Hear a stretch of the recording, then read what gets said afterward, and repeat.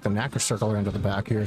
Well, he's doing a great job controlling the head of Nolan. And you know what? Even if Nolan is able to turn to turtle and re-guard, okay, so he's let go of the head, but he's very comfortable in those passing positions, as you can see. I liked what Barnett was doing. He was doing a good job of trying to kill that near side arm with his knee. It was it didn't work out for him, but nice to see some high-level jiu-jitsu there. Yeah, I think he's on the right track looking to get him flat on his back. And I think if he's going to wrap the head or even go for the crossface, keep Nolan's shoulders pinned, because Nolan seems to be excelling on his back when he has space to move his shoulders, to move his spine. Yeah, gotta watch out for those triangles. Oh, nice sweep on Nolan. Pulls guard again. I love watching these two compete because they got to be the most locked-in youth competitors I've seen. They're always aggressive. They always look pissed off. I wouldn't want to fight these kids. Nolan's got an impressive record too on smooth comp. I think he's got 48 wins. Yep. Oh, well, it shows. Look at how quick he gets to the back there. This looks tight. Oh. He's able to defend the first attack on the neck there, but he's still turning. Yep. Nolan might get this. Barnett doing the right thing, trying to get back to the mat. I think so. He needs to fight the hands. Just they didn't want to do that, so that turned around quick. All right, Nolan being patient, and now here's a real change of pace. You're seeing Nolan on top with some really heavy pressure. Let's see how Barnett can fight off his back and in these sticky positions. Nolan might opt to turn and roll him to get more back exposure there. We'll see what he does. He might just be content keeping the pressure that he has. Oh, good job getting out of that bad spot. Beautiful. Nolan's still attacking though. All right, Nolan really doing a good job kind of keeping the head and top arm of Barnett controlled. You know, he's being patient right now, and folks, at about 9 seconds later from right now, we're at points. As you remember from the Breakthrough Grappling Series, the first half of the match is no points. The second half of the match does involve points. It might not matter. Well, it's going to matter now, but with that submission coming, or that hunt that he's trying to do there, he's trying to wrap up maybe a Dars. Barnett's good. He's got the arm across the back, trying to take some pressure off his neck. I think Barnett needs to be active here. You know, he's in a bad spot, but he can't just wait until Nolan moves. Exactly like that, he's able to kind of re-guard. Yeah, I'd like to see him get an instep with that left foot. There he goes. I might be able to... it's hard to see from this angle, but... Nolan being patient, not really committing to a certain submission right now. He's just really content wrapping the head and waiting for Barnett to make a mistake. Nolan's doing a great job of pinning that far shoulder too. He might be looking to attack that arm on top. Now the pace has slowed, but it's not because these athletes are tired. It's because they're looking to wrap up the Dars just like right now. There it is. He might get this. Can we see our first submission of the night? Methodical is what I'm thinking. He really needs to sink his chest into that. He's giving Barnett space to build. Yeah, it would be nice to see Barnett get his hip out a little bit and maybe come up to his knees, but... Now, if Barnett can unlace his own legs, he might be able to kind of do a double style wrestle up and sweep. Yeah. But he has his own legs tied up. But he just gave the thumbs up to Coach Steve Clement. So, you know, he feels comfortable right now and he's working to escape. Still not in a great spot. Minute and a half left. What's important to note, though, is Nolan chasing these submissions hasn't actually advanced position. And he hasn't accumulated any points. That's right. Well, exactly. And with a minute 15, if Barnett's able to get a quick sweep, a little cheeky sweep of some sort, then, you know, you're winning the match. Still lots of time to work. 60-second mark is approaching now. Nolan has been crunching that head for almost 2 minutes straight. You know, if you're Nolan, you might want to burn out this clock too, try to stay in good position, or maybe even abandon the head and look to pass, because Barnett has been tying up that leg. If he can pass, he gets points. If he can pass with 45 seconds left like he has right now and he gets those points, there you go. Barnett gets to stand. Oh, and we are out of bounds, and these athletes do not care, but again, we have switched positions. All right, looks like there'll be a referee's reset, but you know, nice. This is what we talk about. Barnett and the crowd's loving the action already, but Barnett has reverse position, and if they're starting from standing, so 30 seconds to points. Will that And he's looking to cut. Look at the Oh, explosion. wow. He wanted that. He wants that. Can he get that foot free? He has 20 seconds to get that foot free. You know, you have to assume, though, that the referee might give this to Nolan if he can't get those points. Yeah, Nolan might hold on here for dear life. Let's see what we can do. Looking for an armbar. And 2 points at the last second At the given to buzzer. Nolan. A buzzer beater of a match. And we'll turn it over to our announcer to read the official decision.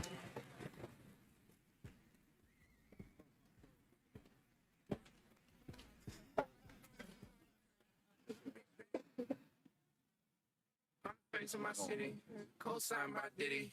Hard liquor, hotels. And the winner by points, Nolan Baker.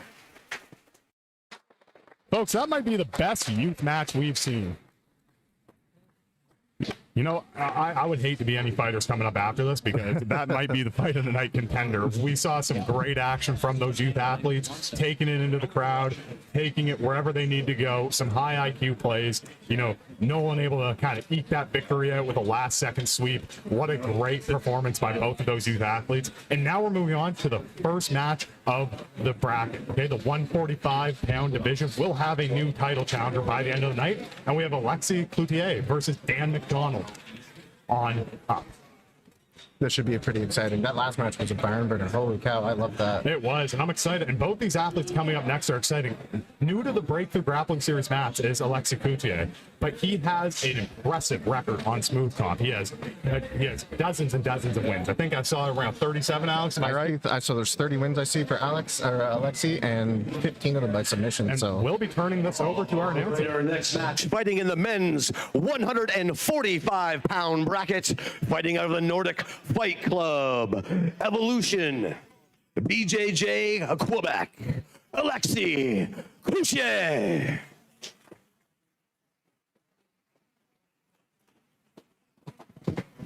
And his opponent, fighting out of the Marmac Athletics, Dan McDonald. Now, folks, for those who are unfamiliar with these athletes, Dan McDonald is known in the Breakthrough Grappling Series realm for getting a go-go plotted victory in his first outing with the Breakthrough Grappling Series, where he was able to put his opponent to sleep within a minute, I believe. rare. You don't see a Gogo Plata too often these days. No, and that's what Dan McDonald's brand is. He's crafty. He's unique. Dan is, see right there, he is very comfortable getting into those interesting positions. But Alexi seems to be a tactician. He's very strong. He's looking to get some arm ties, kind of looking to wrestle him. And I'm really excited to see Alexi's style. We haven't seen him yet in the Breakthrough Grappling Series. I think we're going to see a fairly high-level match here. Both these guys purple belts. Both these guys have decent amount of submissions on smooth comp. Should see some pretty good action. Alexi, I think, recently won gold at the Quebec City Open in November 2024. That's the most recent competition I've seen him work in. On a great duck under. Dan accepting the takedown, looking to work in his own guard. And, you know, this is kind of where Dan wants to be, though. He has a great guard. He's very flexible. He has some very unique submissions, too. So for a guy who may be looking to pass, wrestle, go aggressively like Alexi is, I think Dan and him are kind of the two sides of the grappler coin. Trying to lock that leg down that's on your side.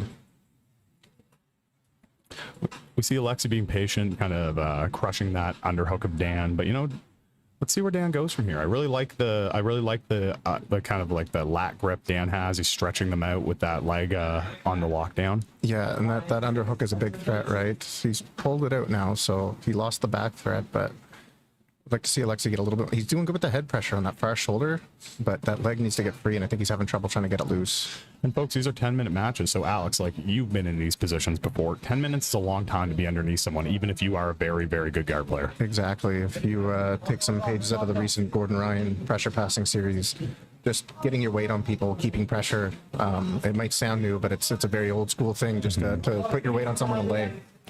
Ooh, let's get that leg. And Alexi doing a great job really pinning the shoulders to the mat. And, you know, his knee line is getting freer and freer by the second there.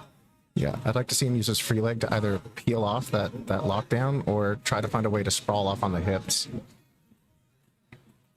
Dan doing the right thing by really off-balancing him a lot, though, really making this hard for him. Every time he can, he's recapturing the knee line. You know, it does get frustrating. You can make guys make mistakes when they're in those positions, right? They rush too hard and maybe hit a John Wayne sweep. But here, as I say that, Alexei kind of makes me eat my words as he's starting to get that knee cut. He's going to get through here, I think. That foot's trapped, but he's able to get some good pressure. He's low in the hip, which is nice. Good head pressure on that shoulder. Dan kind of in his last hope of holding that foot. He really needs to recapture that knee line if he's going to be successful with this half guard. Yeah. Well, you've seen a lot of guys recently. I've seen guys like Gordon use it. I've seen guys like Kit Dale use it. When they're on top passing with that knee cut, they'll put a thumb into the armpit often. Something newer that I've seen some of the guys do. So yeah, well, we saw Mr. Entertainment Ben Leese use that really effectively. yes, that's right. That's right. And now we have a Darce wrapped up by Alexei here. He was able to pass the guard, and Dan doing what he can to fight it off, but he's got to kind of move. He can't sit in this turtle and let his neck get wrapped. Yeah, first attack wasn't too tight. Was able to unravel it, but now he's on his back. There are no points though, so if you're going to make a mistake early on and let them pass your guard, as long as you don't get submitted, then Oh, I think we're seeing a buggy choke attempt. it wouldn't shock me from Dan McDonald. Dan has might be the most flexible athlete we've seen on the mats. When you're dealing with these lighter guys, it's a little bit easier to pull off. You know what I mean? Like, easier to wrap those legs around the body. If you're dealing with a thicker opponent, submissions like the buggy choke just don't seem to work, or they're a little bit harder to obtain. No, they're really a 145 or submission. But Alexei's doing the right thing here. I think he's read that Dan is very dangerous flexibility-wise with those submissions, and he wants to be in these guarded positions. He's doing a good job looking to go between north-south side control and not letting him really work with the legs into those buggy choke positions when he is in side control. You know, that near side knee that he has on the hip is doing a good job of blocking Dan from being able to turn into him too much. I'd like to see him start attacking that arm a little bit more, though. Yeah, he gets that underhook there, and then maybe he can start separating it out. He's looking to attack the neck again as Dan turns up, but he might get the neck here. Yeah, he has a mounted guillotine right now. Oh, and he gets the tap. Beautiful. And the first victory of the 145-pound bracket is Alexei Cloutier's first victory in the Breakthrough Grappling Series. Now to the announcer for the official decision. And the winner, by guillotine, Alexei Cloutier. All right, what a great match there to really kick off that bracket. You know, Alexei Cloutier really showing what he can do, coming all the way from Quebec. You know, he's not going to want to go home empty-handed. Yeah, Sorry, go ahead. On to the next match. Dominic Vautour from Quantum Jiu Jitsu. Alex, you can have some insight on him. Fighting in the men's 145-pound bracket. Fighting out of Quantum Jiu Jitsu, Andre Chebotaev. Oh, wrong one. Fighting out of Quantum Jiu Jitsu, Dominic Vautour.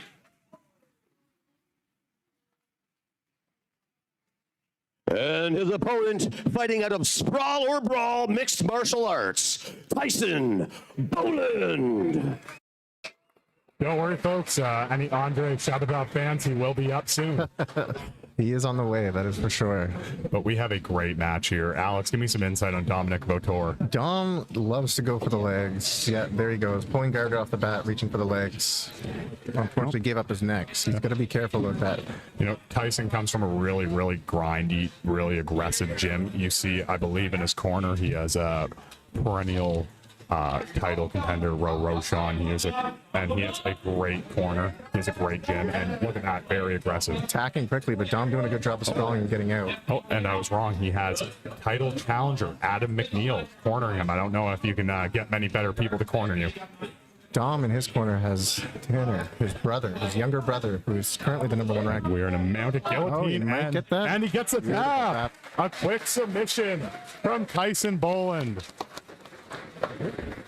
And a great showing for Tyson Boland. Now we'll turn it back to the announcer. It's a rolling, not a stop. And the winner by guillotine, Tyson Boland. Well, folks, another quick submission, kind of a staple here at the Breakthrough Grappling Series. Especially when it's dealing with maybe some of the more junior athletes, right? You might see some of those more often. 100%. We'll turn it over to the announcer. Our next matchup in the men's 145-pound bracket. Now we can bring out, fighting out of Quantum Jiu Jitsu, Andre Chebotaev.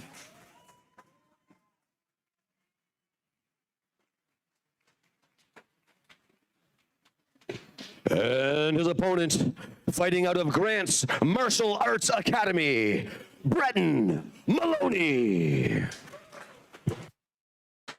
All right, now it's Andre Chebotaev's turn. A rookie to the Breakthrough Grappling Series, Nats, going up against Breton Maloney, someone who we have seen. He's 1-1 in Breakthrough Grappling Series. Let's see how they match up against each other. You know, they have similar builds. Let's see what their grappling style's like. Andre recently won gold at the April 2025 World Grappling 21 under 145 bracket. So he's young. He's only 16 years old. A blue belt out of our gym, but a great wrestler. Spends a lot of time with Tanner, who I mentioned earlier. Does really well with some of those high-level wrestlers. So he likes to stand, but isn't afraid to be on the back either. So he's a bit of a mixed bag. It's exciting to see him on the mats here. And right now, Breton kind of countering that with his own wrestling, kind of settling down into that half guard. Nice takedown. Andre's incredibly flexible. Yeah, you know what? You see a lot of these 145ers. That's one of my favorite. Oh, and then diving on an ankle lock. Let's see if he can get. He doesn't have the knee line, but he's looking for single leg X. That arm really in the way for him. Now he's able to get it. Let's see if he can attack the heel. Spinning out of the heel hook and into the production equipment. There's no quitting these guys. Playing with fire, but he doesn't get burned. Spinning out of that heel hook. That shows a lot of IQ from that young man. Yeah, well, these guys, especially these younger guys, they really do enjoy playing with the leg. So they're not foreign to it. Not like it was 10 years ago. Yeah.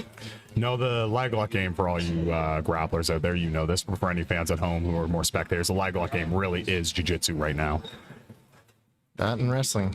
You got a good mix of both. I may be biased, but wrestling is probably my favorite thing to watch. Grappling, it is the funnest part for me. But, you know, who am I but just a guy who's never going to beat the just a wrestler allegations. Beautiful takedown again. Look at that. This is what I'm talking about. Isn't that a awesome sight to see? People with that, like, skilled takedown, they're able to move that quick. Oh, and a nice back step into a knee bar. Nice back step. Andre might try to attack his own foot here. Nice. Back to his feet. Let's see what these guys can do. Breton looks to be a little bit larger than Andre.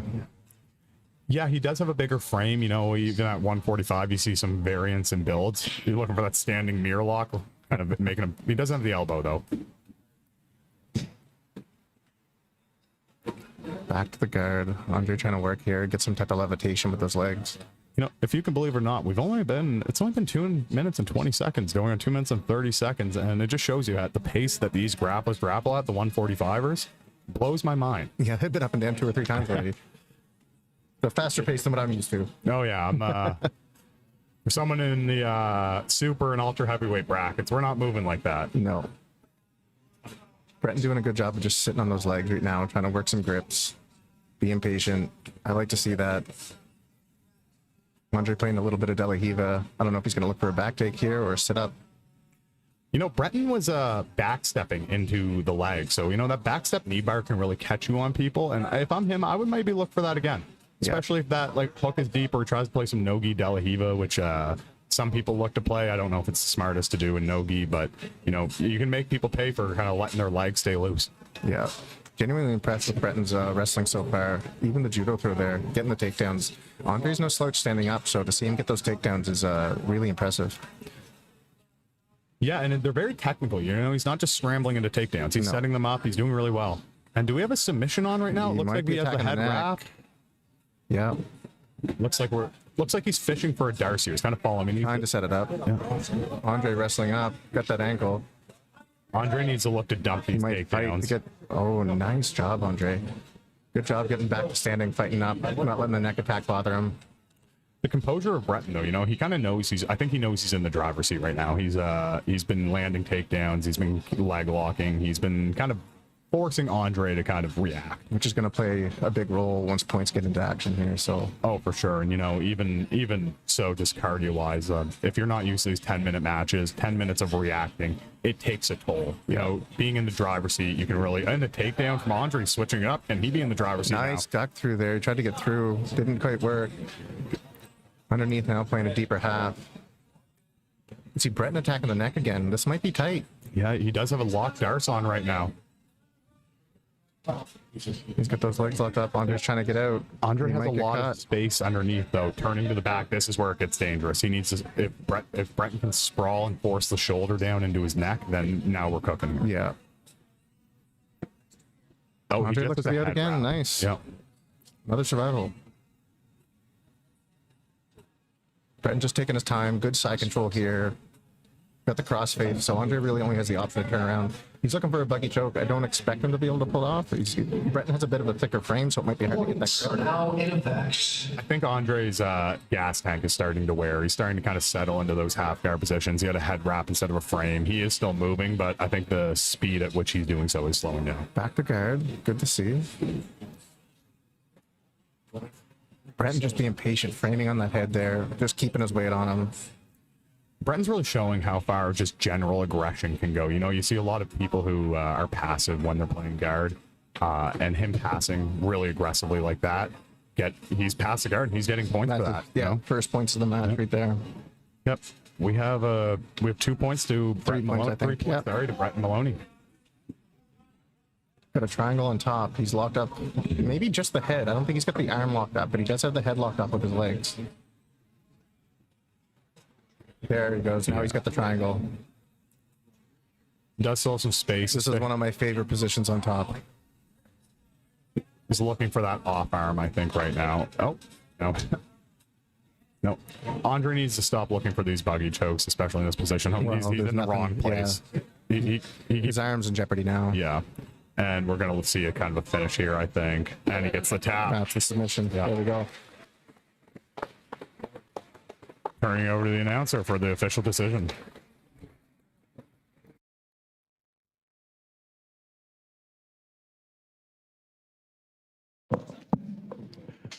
And the winner by Americana, Breton Maloney.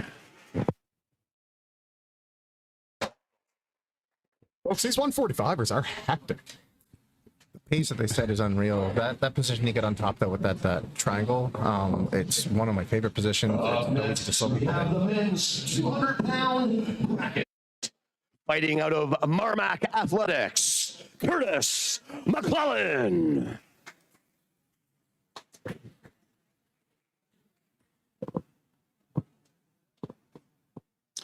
And fighting out of his opponent, fighting out of Halifax, Brazilian Jiu Jitsu, Harvinder Singh. All right, now we're gonna take a break from the hectic 145 movement and see some 180 pounders. Now, Harv Singh, he is Halifax Brazilian Jiu-Jitsu's Ironman. I have never seen someone compete as much as he does, and he loves doing it. He gets better every time, and his progression has been a crazy trajectory to watch. Now, Curtis, on the other hand, competes very similarly, almost just as much, but he's a veteran of this style of competition, right? Harv has had one match on the Breakthrough Grappling Series. Curtis has had multiple. Now, we see them kind of tying up. Harv, bigger frame, you know, kind of looking to kind of feel it out. Curtis is looking for the legs. Let's see what's happening. Both these guys heavy with the collar ties at the start there, snapping each other down some. Curtis is looking to kind of tie up that foot. I wonder if he's been working on his judo stand-up, and he's actually looking to pull straight into the legs. What do I know? I'm just the announcer. The athletes have their game plan. Harvinder, 31 wins on Smooth Comp as a blue belt, which is incredible for that amount of time that he's been training. He's only been competing for under a year now, I believe. He's accumulated Already those at 31 victories. wins. He's accumulated those victories in about 8-9 months, I think. That's incredible. He is very active. Let's see how he does with the bigger guys here. 200 pounds is maybe a little bit different than what he's used to handling. Yeah, sorry, the 200-pound bracket. My apologies for the folks at home. High guard here. We've seen from Curtis. I don't know what he's planning on doing with it. Let it go. Not much there. I'd like to see Harvinder look to push one of the knees down to try to pass as opposed to just keeping heavy on the hip. Yeah, you can't body lock through full guard, so he needs to really stand up, get out of this, or kind of climb over a knee. But Curtis kind of taking a page out of his teammate Dan McDonald's little book, looking for a no-gi Ezekiel. No-gi Ezekiel. I don't pull those off so often. They're not my favorite. I find they're a little bit weak. Too easy for someone a little bit more technical to push through. Plata attempt here. Yeah, and this is the dangerous part about these, like this kind of like rubber guard and these kind of flexible guys like Curtis and his teammate Dan. They can kind of catch you with these like funky submissions from places. My knees cringe when I see them go super flexible like that. I just can't do it. I'm a double knee brace guy, so I will never be. If you ever compete with me, you don't have to worry about a go Plata. Harvinder doing a good job of holding that leg in so that Curtis can't get his hips back and make some space. Oh, and a leg lock attempt, but Harv getting out of there. He got on top. Nice reversal. No points though, folks. So this is it's great for positioning, but we'll see if it turns into anything worthwhile. Sitting back on the legs again. Harv, good read though, kind of got up, and he needs to get his hips back and really crush that. You see right there where he kind of stays idle on the legs. Curtis is able to regard. He needs to kind of crush the legs to his side, sit heavy on a hip, do something to make Curtis settle into a half guard. Doing a better job at it right now, but he still has that butterfly hook. Lucas Lepre has a very nice pass from here where you step the right leg up and then use your left leg to pin the bottom leg when they get that butterfly hook. But back into this. Very high guard. He's got the grip there. A little bit of rubber guard action. Could see something like a dead orchard, or I'm not a big 10th Planet guy, but I know some of it. These Marmac guys have a fun style. I really like watching Curtis and Dan compete, you know. Look how deep he's trying to get that. Harv has really good composure here. I know he's relatively green compared to Curtis in competition, but you know, he's seen it a lot in his last year of training and competing. He's not too worried, and he's got a great corner of Chris McDonald giving him that high IQ coaching. Yeah, I think he was trying to attempt a choke there of some sort with the head on the arm, but let it go, opted for a more open guard now and looking to sweep. I'm hoping the ref maybe moves them back to the center because they're kind of pushing their way to the side right now. You know, if you're Harv, you kind of want to stay out of these positions now because you know Curtis is looking for stuff here. So if I'm Harv and they reset us, I'm looking to kind of get my posture back, stand up out of this closed guard, and really go to pass, maybe not so head first. Yeah, and it's almost like he's putting himself in those positions by keeping his head so low and trying to ride on the hips a lot. So there we go. We see a reset. Harv is such a big frame compared to Curtis. I think Curtis is coming in underweight by a decent amount. We've seen him compete kind of in that 165, 175 range. Harv, though, he'll cut some weight down to 200 pounds at times. He's a big cat, very very strong too when you train with him. I think Harvinder recently came fourth of the 180-pound division at the Breaker Grappling Series Open White Blue Belt Championship in that was yesterday. Yeah, we have a lot. That was just yesterday. You know, that shows the Ironman aspect of Harv. But what does that toll look like when you compete the day before a competition like this? And now some athletes do it a lot with the IBJJF circuit, but Harv has only competed in one of those. So let's kind of see what his composure looks like throughout the day cardio-wise. A little bit of a K guard entry there from Curtis, but nothing to gain out of it. Now we see points. Let's see if Harv turns it up to try to get some points going. Curtis's knee is in a very compromised position in this K guard. And I want to see what he does with it, because if he sits there and Harv blasts forward, he could kind of give himself a knee injury. Exactly. Yeah. These guys are so willing to put their bodies in these funky positions, but attacking that arm now, trying to pull it out. Harv doing a good job of sitting back. You hear Harv's coach is yelling posture on the side of the mat. I think that's the best plan right now.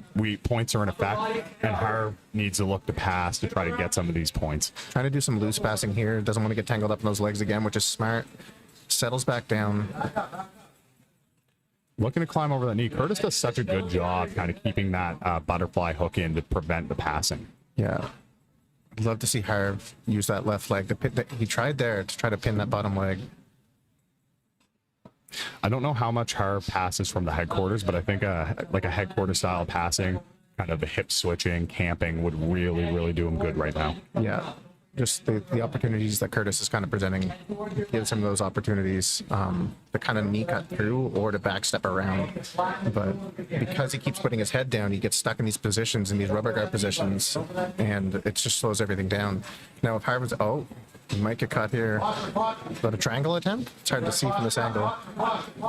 Yeah, Harv has gotten caught with the one arm in. Yeah. And, you know, that's kind of what we were saying, where Curtis is forcing him head down, and Harv kind of bought into it there, and now we're starting to see a triangle attempt. Trying to push into the neck. You got to build posture here if you're Harv. You don't want to get submitted. He's looking at the clock. He's looking comfortable. But without points, even if he does escape this, the referee's got to be looking to kind of give Curtis a nod here. He's got a lot of space with that arm. Curtis has the right knee in front of left shoulder there. So escape, and he's able to pass, and that's 3 points for Harvinder Singh. That could have just cost Curtis the match. It could have. Hips heavy into the north or south, and now we're looking at a classic side control. Curtis looking a little tired now. Yeah, well, Curtis was really on his back the whole time. We talked about this. If you're going to be on your back, even if you have a Harv sliding almost into mount here, we have that 3/4 guard.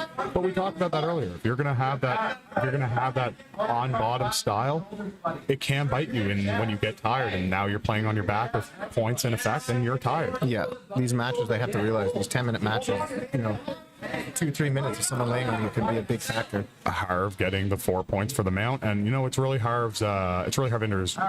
It's his match to lose at this point. Doing a great job getting under those elbows. With 2 minutes left, we have Harv up 7-0. And he's looking to fish double underhooks, I believe. And he has a very good head and arm triangle. So I'm curious to see where he goes with this. I think I know where. Curtis has to look to pummel his hands back in and get to the hips if you can try to free some of those arms. This is a bad spot for him. Another 3 points to Harv for the remount. Great pressure, great mount. Keeps riding it a little bit higher, taking inch by inch. That's what you got to do. When you're in a position like this, you just cook them. And it gives you such a boost of confidence to be kind of like stuck in those awkward guarded submission attempts, and then once you pass, you kind of you get that boost of confidence that this is your match. You're in the driver's seat now, and you see that from Harv. The composure of the athletes just changed totally. The composure and being able to save some of that energy for what looks like might be another match for Harvinder, right? So having that energy will go a long way, I think, for this bracket. Not concerned about getting his foot caught. Just right now, he's just doing a great job of keeping position and killing those elbows. He's got double underhooks. I would like to see him kind of maybe swim one in, look for the head and arm choke. Yeah. Looks to be what he's doing right now. He's kind of got Curtis really cooked in a position right now, and go. I think he's locked it up. Yeah, he's got a lot of pressure on that neck. He has a Darce grip right there, your kind of classic hand-on bicep grip, and I don't know how effective that usually is. I tend to finish it. I know a lot of athletes do in that half guard with the classic gable grip. Yeah, I do gable grip palm to palm usually when I look to finish. But 20 seconds left, you might as well just hold on for the ride, right? We love finishes, but 20 seconds left, the match is yours. And especially in a bracket like this, it might be beneficial just to make sure that he pulls out the win and goes on to the next match. He wants that sub though. Let's see if he can get it in the next 10 seconds.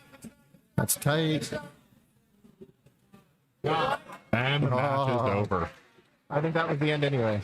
A win by Harvinder Singh by points. We'll turn it over to the ref for the official decision.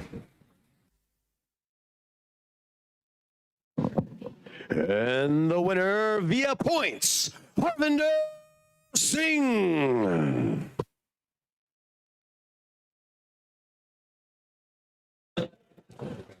Awesome. What a great match by Harvinder Singh. Fantastic. Alex, what do you think about the next Now one? in the men's 145 pound Jeremy Hall, actually fighting out of Evolution Brazilian Jiu Jitsu, Alexei Cloutier. And his opponent, fighting out of Halifax, Brazilian Jiu Jitsu, Jeremy Hall.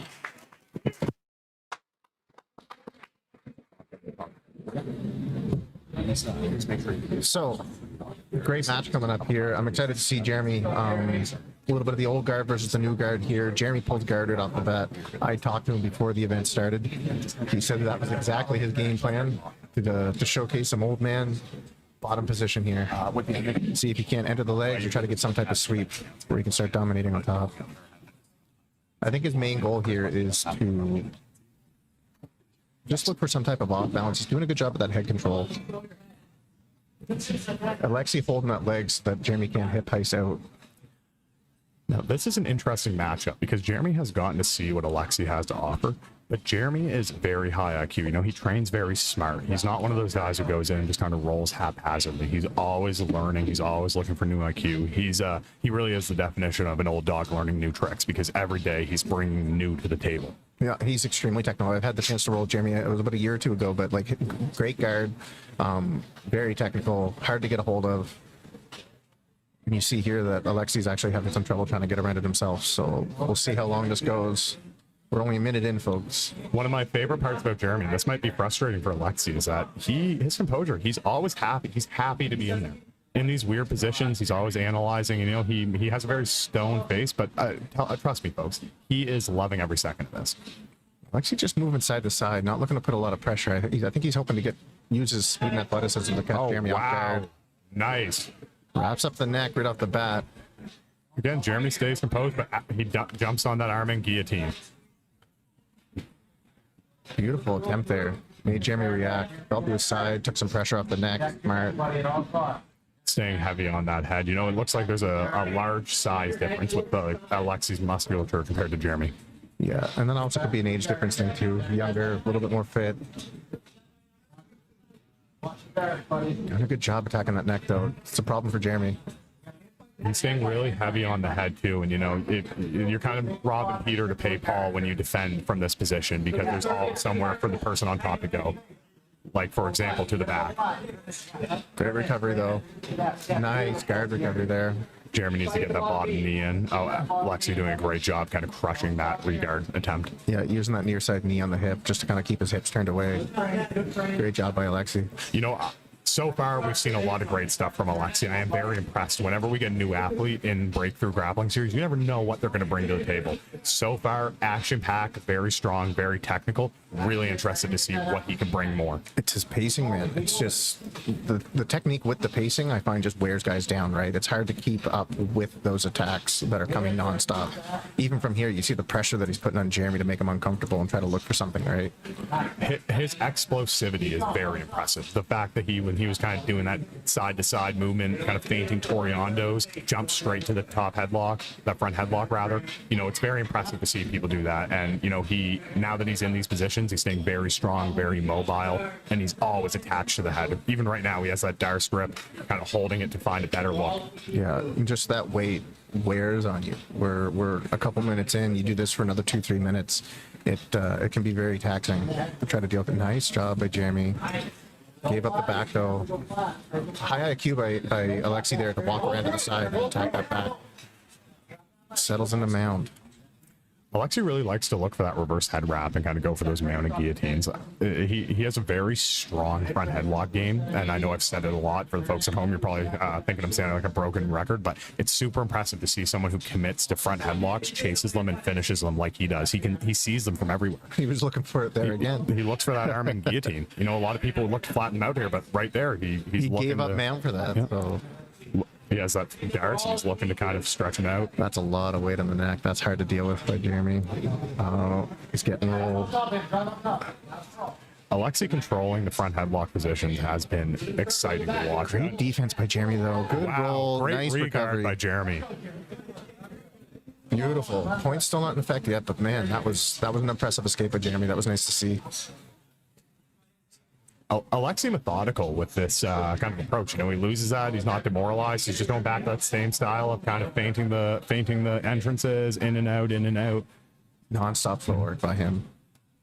I don't think anybody's told Jeremy that Alexi is as athletic as he is, because he is unbothered by all of this. You know, he just spent a lot of time on bottom getting headlocked, and he's right back to it. Jeremy trying to wrap up a leg. He's got a hold of one now. Let's see if he can make something of it. Alexi back on the neck.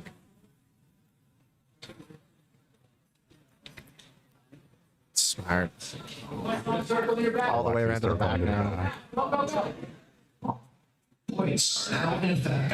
And as points are in effect, Alexei gets to the back and gets his hooks in.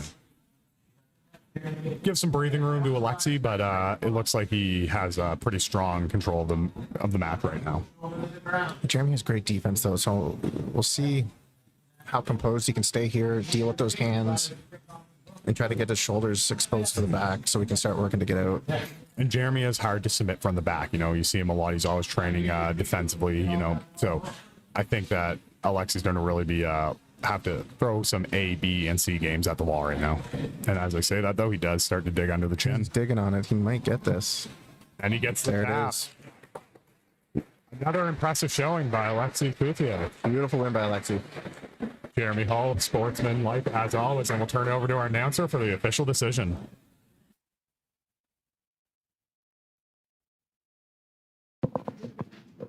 And the winner by a rear naked choke, Alexei Cloutier.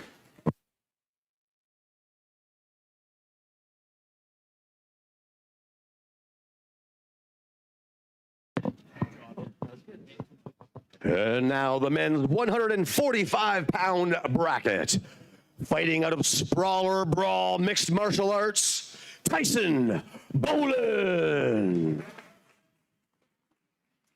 And his opponent, fighting out of Grant's Martial Arts Academy, Evan Tom. On to the next match of the quarterfinals for the men's 145-pound bracket. We see Tyson Boland make his return to the mats against Evan Tom. No stranger to BGS. He's had matches here before, and we'll see him make his tournament debut right now. Yeah, Tyson Boland. He's the white blue belt championship. I think he just won that yesterday, didn't he? He did. A lot of guys coming back-to-back days here. 2 days in a row competing. But yeah, Tyson just won the championship yesterday, won gold. So we'll get to see if he can showcase his talent again here today. Evan Tom's 1-1 on BGS, so he's competed in these kind of high-stakes events before. He's used to the lights, but you know, I normally I would say that adds some kind of edge to the athlete. But Tyson looks very composed, and he is super aggressive. It's good to know too. Evan won bronze at the East Coast Fight Championship Absolute 2, which is very impressive. Dealing with guys that are a little bit bigger than him, right? So yeah, both of these athletes are no stranger to competition that are larger than them. A lot of 145ers kind of have to bear that cross, I think. And if you're Tyson Boland and you're training with the Cape Breton Death Squad, you not only have the 180-pounders like Adam McNeil, but you also have the guys like Brett Smith and Ro Roshan, who are some of the strongest people I've ever grappled. yeah, I've had the chance to roll with Ro, and he's a big boy. You know, you got to think that comes with an air of confidence, right? And you can see it kind of in Tyson's wrestling. Yeah. Oh, amazing. Very Oh, great takedown. That was beautiful. Shot through, but see the guillotine attempt here. Arm in. You know, he has good composure here. I can't really see where the head is, but it doesn't seem like he's too worried by his movement. You wonder how long Evan wants to hold on to that before he starts burning his own arms out. If it's not there, give it up. Start looking for something that you can attack with. Yeah, you don't want to adrenaline dump or burn your arms out with 8 minutes left of a match. No, he still get the head wrap. Oh, did he get the? He's trying to get his hand. You can see it there. He might get this. Can we see him? Can we see? Oh, he does get back into the high mount. The head is still in there. Let's see. He's still on that neck. He's very determined. You know, Tyson's face is red right now. Yeah, now he's got the guard closed. Oh, he lost it. Fantastic defense. You know, great composure, like I said. Both these guys come from fantastic gyms, you know, and you can see it in their grappling. Yeah, I want to see Tyson sit back a little bit here, holding the head from guard. Maybe not the best move. It might slow things down. to be honest, he could just be looking to get his breath after that guillotine attempt. So he might just trying to regain some of his energy now before he explodes and looks to pass the guard. Yeah, I'm kind of curious as how much Evan really has in his arms left, because he did hold that for about 30 to 45 seconds, somewhere in that range, and that can do a lot to your arms. You don't have big muscles in your arms; they're all small, defined muscles. So yeah, see a sweep attempt here, maybe an arm lock attempt too. If he inverts, he might get over the head. My back hurts watching this. Tyson doing a good job trying to stack on him that here, arm. but he does have the arm. Oh, a great arm lock attempt. Tyson rolling back into him again with the stack. Great defense. Nice defense by Tyson, but he got swept there. Great waiter sweep by Evan. A little bit too much overcommitting on that defense. Left him vulnerable to the sweep. You know, again, points are not in effect right now, but the position is important for Evan to not be underneath. Kind of opts to go back to the bottom position though, so I don't think he wanted that. I think he was looking for the back and then kind of fell to his back when he attempted it. But man, his guard is active. It is, and he's looking for the overhook and kind of that underhook. I think he likes that waiter sweep. Yeah, it's especially when someone's putting weight forward like that, it makes it a little bit easier to try to see. He's going to be able to easily scoop that leg and roll him. Yeah, Fantastic, great read, Alex. that weight distribution, man, it's just a little bit too far forward. You got to be cautious of that stuff, especially when someone's looking to snap up your legs. And even holding the head here, I feel like Tyson's just looking to hold on. I'd like to see him let go of the head and maybe try to sprawl, push on the hips and get his leg flat. Try to go underneath one of those legs. Yeah, and we haven't seen Tyson on bottom, so let's kind of see how he reacts to kind of a mount pressure. He's got that right on the hip. He might be getting a smother choke here. A little bit of mother's milk action. 145 or is hitting a mother's milk. I've seen it all. He's trying. Listen, us big. Oh, let's see. There he goes to the back. That's what he needs. I'll make the joke later. I would have liked to see that mother's milk though. Oh, I would have too. Are now in effect. A man of culture. Looking to get a leg in front, maybe switch to an armbar, and if Tyson keeps building up into it, he might be able to.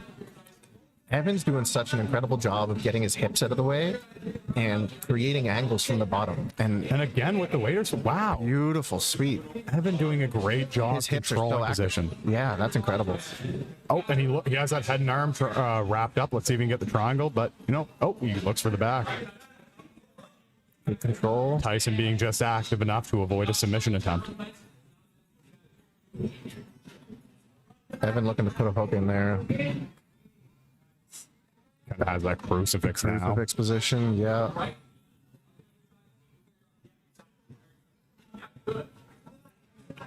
Evan with a 6-point lead already from these scrambles.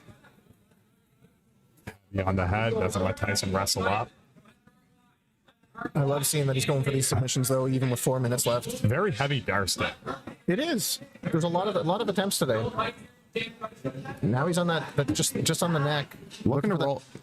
Looking to roll into the mounted guillotine here. You're right. It's a very heavy dare stay. He rolls him over again. Let's see if he can get the pressure that he needs. Needs to get on top of that arm if he wants it. Oh, I think that's and it. he gets the tap. Beautiful. Wow, what a great match. Two really technical guys. We'll turn it over to the ref for our official decision.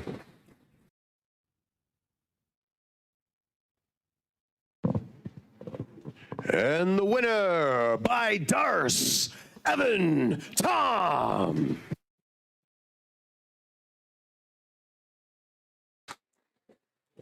Folks, what a great submission. And Evan Tom just kind of shows that he can be comfortable anywhere he wants. That's Now, really ladies great. and gentlemen, the 200-pound men's bracket. Fighting out of Mavericks Jiu Jitsu, Halifax Brazilian Jiu Jitsu, Harvinder Singh.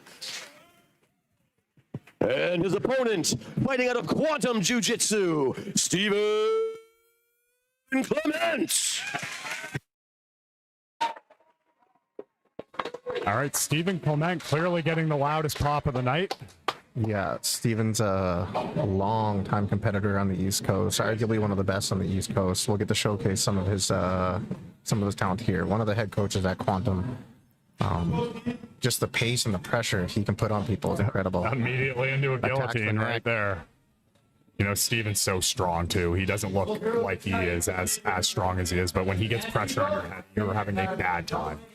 Having Steven is not what you want in the first 20 seconds of the match. No, it will be a long 9.5 minutes for Harv if he keeps this up. Yeah, I had the pleasure of rolling with Steve just yesterday, and the pressure that he puts on top is incredible. Steven just shows so much IQ here. Just been training for so long. So smart. And an arm choke, And arm choke attempt here. Harv giving the thumbs up, though. I don't know if that's the And he there's the tapped. tap.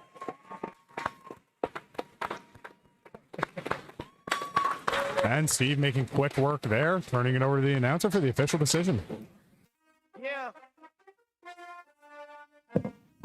And the winner by arm triangle, Stephen Clement.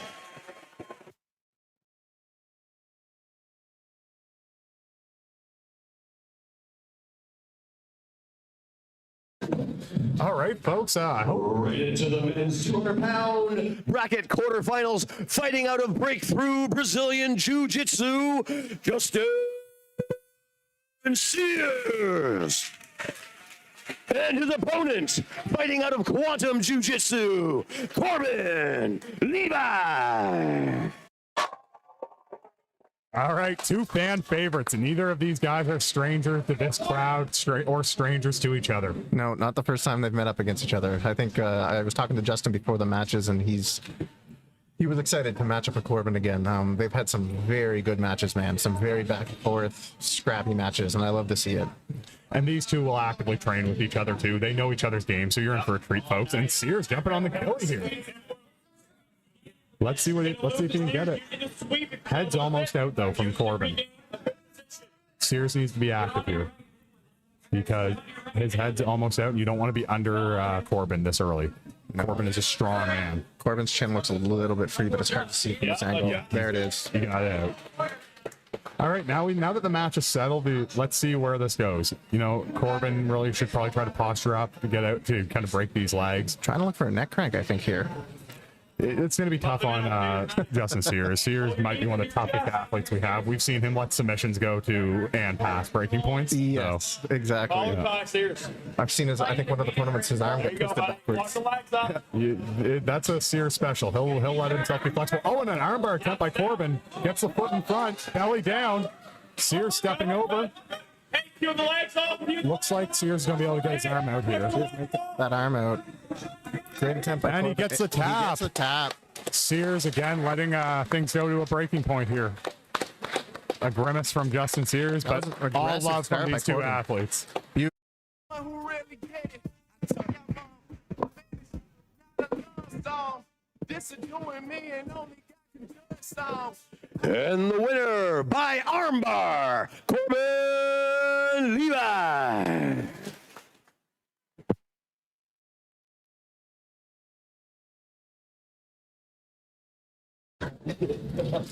Corbin Levi with the win. That was great to see. Too bad. It would have been nice to see Justin a little bit In the now. men's 145-pound bracket quarterfinals, fighting out of Grant's Martial Arts Academy, Breton Maloney. And his opponent, fighting out of Sprawl or Brawl, Mixed Martial Arts, Jesse Opper. All right, Breton Maloney versus Sprawler Brawl's Jesse Opper. Now, Jesse is no stranger to this. Jesse is one of our returning athletes, always strong, always aggressive, always is here ready to compete. Breton's match earlier was great to watch. We'll see how this goes. We're looking for Jesse, are we? I don't think backstage realize how many submissions are happening tonight, how quick they're happening, you know. They're coming back to back, folks. You know, that's the great thing about Breakthrough Grappling Series. Even the athletes are shocked at how aggressive submissions happen and how quick they do. You know, you never have boring fights here. I think he's on his way. There he is. Jesse Opper. Let's see him compete. No stranger to the Breakthrough Grappling Series mats. You know, he's one of my favorite athletes to watch out here. He's always so game. Another sprawler brawl staple. Shout out to Sprawler Brawl. What a great gym up there. You know, Cape Breton really has some great athletes. They've been very welcoming to the members of Quantum, so yeah, nothing but great things to say about them. All right. Oh, Jesse right off the bat looking for the fake. Wasting no time. Jesse's super quick on things like that. Just straight to the takedown. Takedown, but got his neck caught. I think his head popped out. Yeah, there we go. His head's out. Yep. Jesse just looking to cook him. Breton, though, you know, got that nice arm lock victory earlier on. So we'll see. I don't think he's too worried about being in bad positions. He's fought his way out of them. No, and what I find you see out of some of these blue and purple belts, a lot of guys are sitting on the hip a lot, keeping their own posture broken. I'm not seeing a lot of people posturing up, looking to crack the legs open. They're almost hoping that the person on the bottom is opening up the legs. And it just slows the action down a little. Yeah, and it can also kind of come back to bite you, right? Because when you're down that low, your head's low, like you don't know what could happen. You could get swept. You could get kind of caught in your head over tied, wrapped up in a guillotine, could come out of it. Well, we just saw all those waiter sweeps there, 2 matches ago. So it's, exactly. But the thing Jesse's doing that's different is his hips are so high. Yeah. He's not like posturing low and hips low. He's getting up on his toes and really forcing the pressure into them and really making Breton hold the guard. yeah, just staying centered, keeping his weight forward, hips are up high. I never really understand that type of game plan. Like what?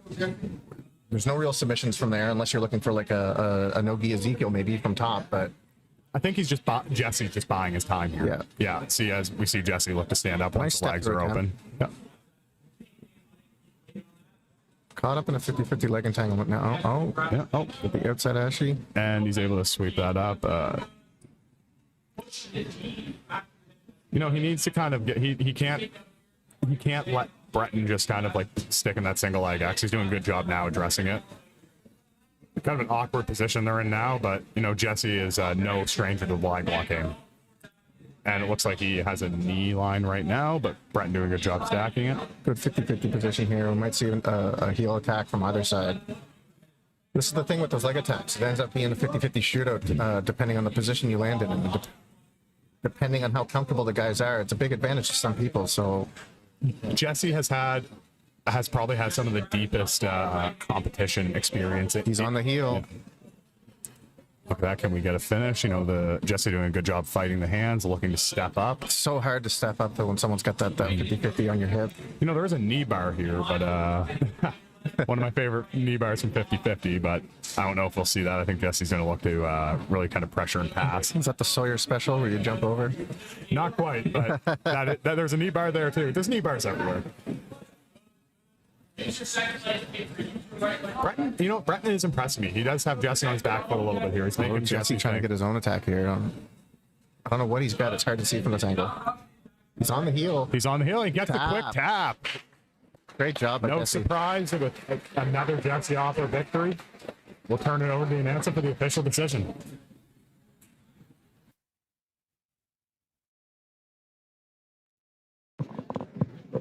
And the winner by heel hook, Jesse Opper.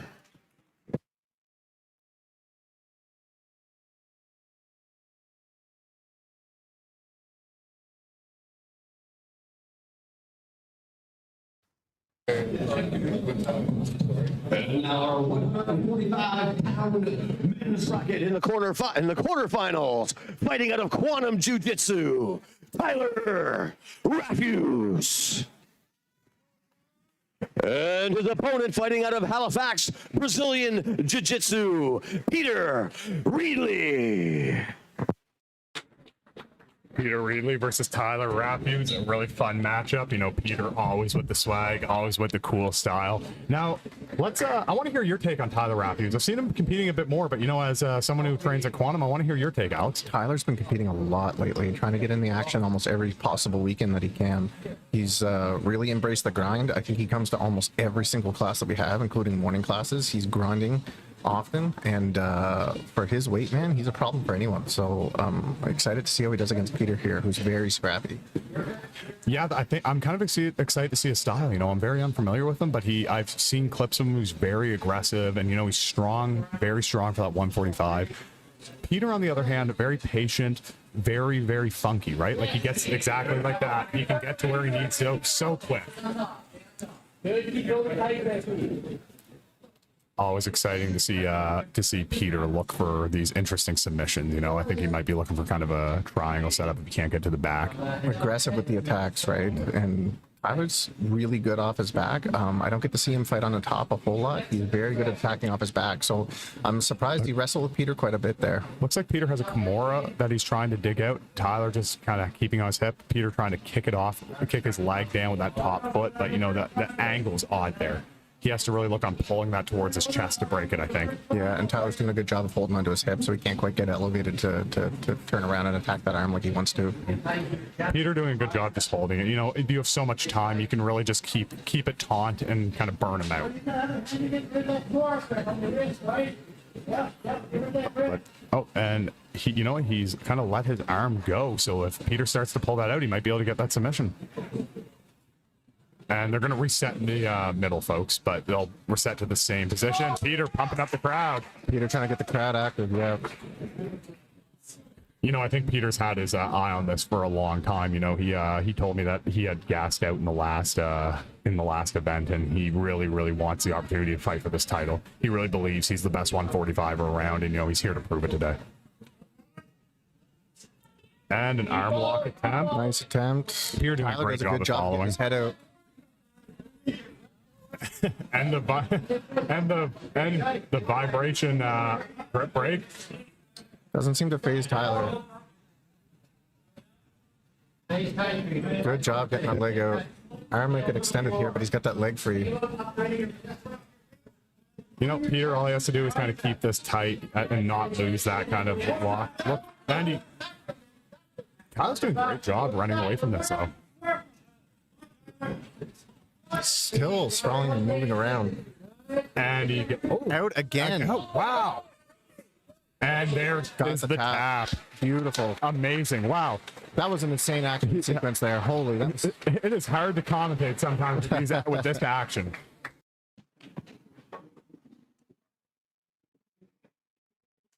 And the winner by armbar, Peter Ridley.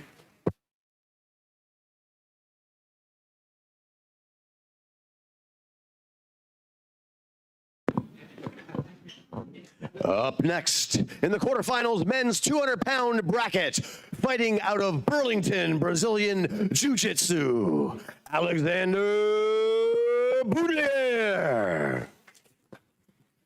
And his opponent, fighting out of 374 mixed martial arts, Andrew McCrae.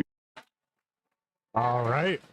What an exciting matchup we have here. Let's go. Andrew McCrae, no stranger to the BGS mats with a win over Justin Sears. You know, Andrew's also traveled with his teammates, Adam McNeil, the title contender for the 220-pound plus bracket, all the way over to Madagascar, and where he saw international success winning his division. I had no idea about that. Yeah, they had a very interesting experience over there. And, you know, he's very strong. He's a former professional soccer player, so he's an incredible athlete. But he's going up against someone who's relatively unknown to the scene, but a great competitor in his own right, Alexander Boulier. He's a very, very smart athlete from a very, very smart gym at Halifax BJJ. So I'm excited to see how these two match up against each other. Good, Alan. Break the head, break the head one way, turn out everybody. Get that right back. A lot slower pace than the 145-pounders. I like calling the 200-pound bracket a little bit more. Oh, and a triangle. The triangle, Triangle attempt. That came quick. Wow, Alexander Boulier. You know, with those long legs, the triangles are dangerous for him. He needs to get more of an angle, though. Oh, you got the head, though. Yeah. He might be able to lock this up now. Underhook the leg, and he does. See if he gets this angle. And he gets the tap. Quick work by Alexander Boulier. Beautiful match.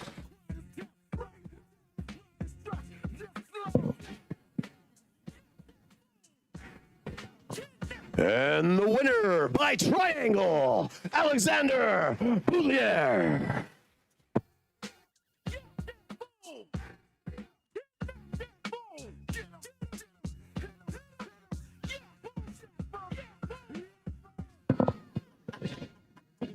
And Quarterfinal for the men's 200 pounds brackets. Fighting out of Quintet Jiu Jitsu, Matthew.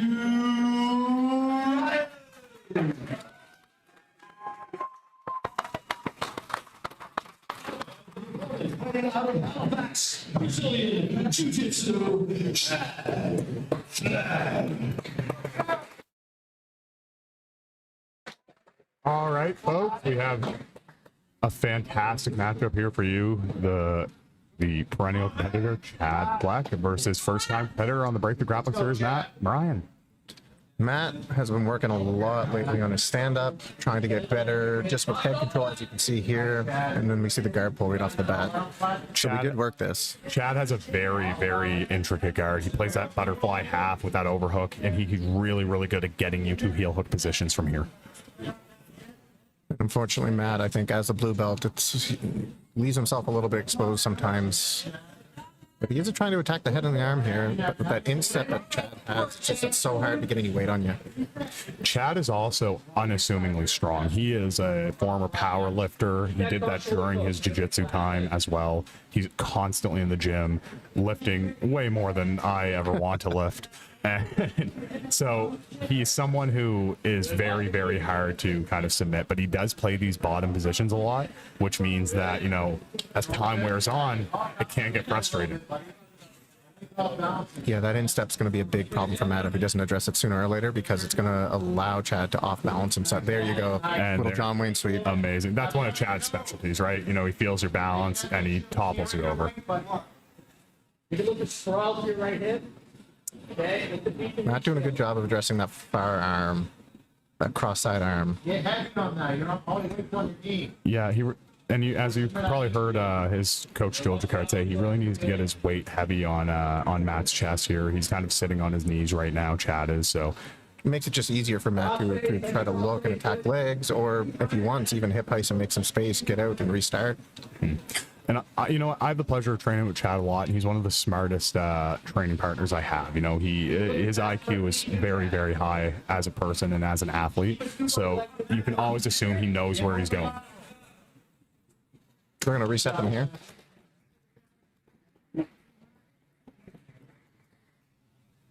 Get moving, Chad.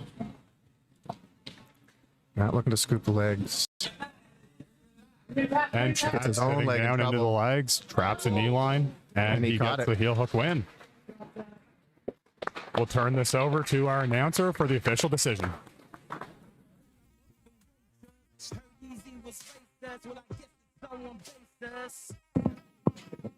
And the winner by heel hook, Chad Fleck.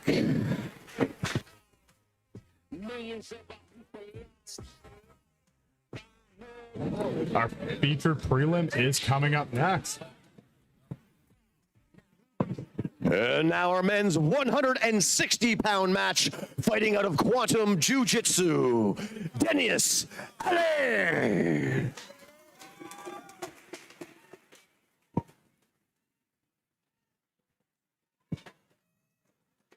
And his opponent, fighting out of Breakthrough Brazilian Jiu Jitsu, David Chapman. All right, we have my former teammate David Chapman fighting your current student Danielle. All right, so are we making a bet here under the table? What are we doing? Or are we keeping it professional? I'm gonna make a little bit of a bet. I don't know. David being the purple belt, the higher rank, he's got a little bit more experience over Denny, but Denny's been putting in, like Matt, a lot of work. They work with a lot of the guys at a book touche, and they're training multiple times in the morning every week. Grinding. Denny is also an athletic unit. The first time I ever rolled with Denny, he was a white belt, only been at it for about a year, and he was one of the strongest people that I had ever grappled with at his size. For his size, man, he's very solid. Weighed in at 160 pounds, and he has the strength of a 250-pound man. Yeah. Just solid, hard to grab a hold of. He's got strong grips, and Like I said, he's been working his wrestling more lately, so I think he's trying to get a little bit more comfortable on the main stage here. Snapping the head down. He might get this neck. I would have liked to see him commit to that guillotine more. It looked like he second thought it, and you can't do that with Dave. This time he does it, though. If he can settle this down. He might look for the nurse there. Hey, something like that. You know, Dave has been here before, though. He's not going to just kind of roll over. Well, proverbially, he's not going to let this happen. He's fighting it very well. But he's actually past the guard if he can get his head out. Yep. There we go. Oh, and he's still with the wrap. Double head wrap here. Let's see how this works out. Both of them being bulldogs. Yeah. Great sprawl by Denny to avoid the pressure. Both of these guys extremely strong. Denny gets his head out. Chest up behind him. Go on, buddy. All right. Great little bit of action there. The crowd is loving it.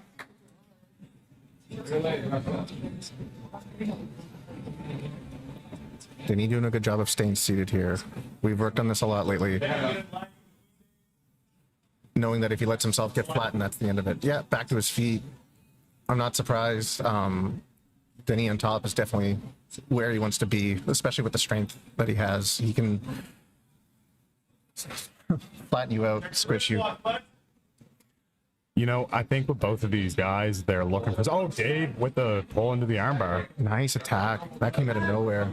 This is kind of Denny's bread and butter, but Dave is so flexible. You know, Dave looks for a lot of interesting stuff from here, right? He's all very comfortable on his shoulders.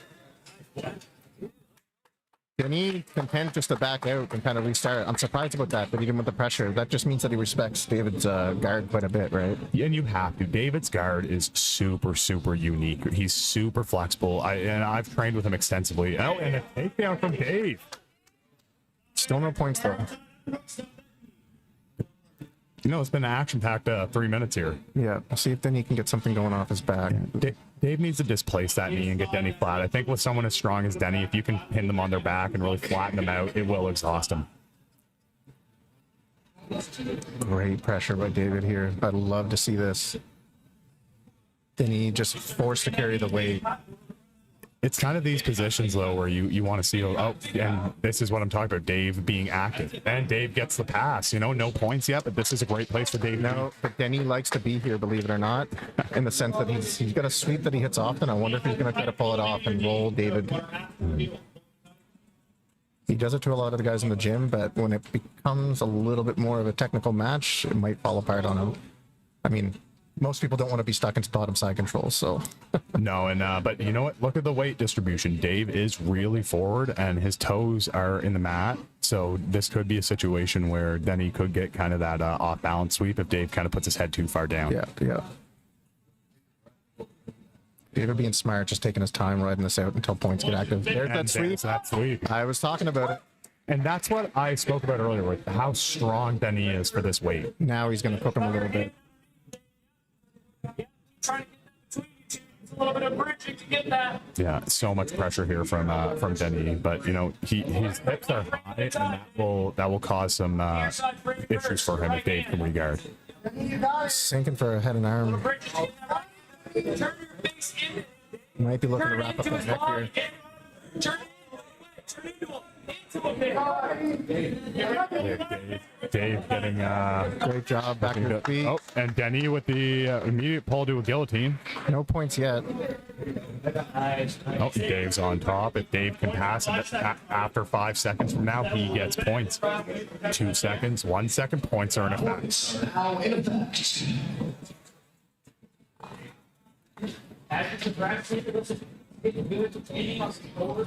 This has been very interesting. You know, both of these guys, I kind of expected this to go the other way. I expect Denny wanting to be on top and Dave wanting to play guard a lot. And so far, Denny has been attacking guillotines and Dave's been kind of wrestling and looking to be in top position. Yeah, a little bit surprised, but I mean, Denny does like those head and arm chokes, so he likes to look for something there. Right now, he's having trouble trying to retain his guard, but he does have a good frame on the hip. He is trying to make some space. Dave is trying to hold on to the head and bring himself a little bit closer and get that chest-to-chest connection. And he gets guard recovery. Nice. And he's attacking that arm. Yeah, you can look Gotta get right on his side. You can look for a violent arm lock here, some things like that. The shoulder crunch is kind of hard to deal with, but Dave kind of backs out of it. Now, smart. If Dave's going to pass again, he needs to crunch the knees together. He's kind of content letting Denis have access of his lower body. He needs to crunch his hips together. Denis looking to attack the legs here. You know, that was an impatient move by Dave. So, oh, Dave to the back step knee bar. No, Denis out, looks like. All right. Trying to step up and over. He's got to be careful, though. Let's see them trade leg lock. Denis attacking Denis his jumping own the ankle ankle. lock. Dave needs to be active here. Dave straight Great to attack. it. Yeah, And he gets the good. pass and the takedown. All right. Let's see what Dave can do with it. 3 give him points 3 to Dave points. for the pass.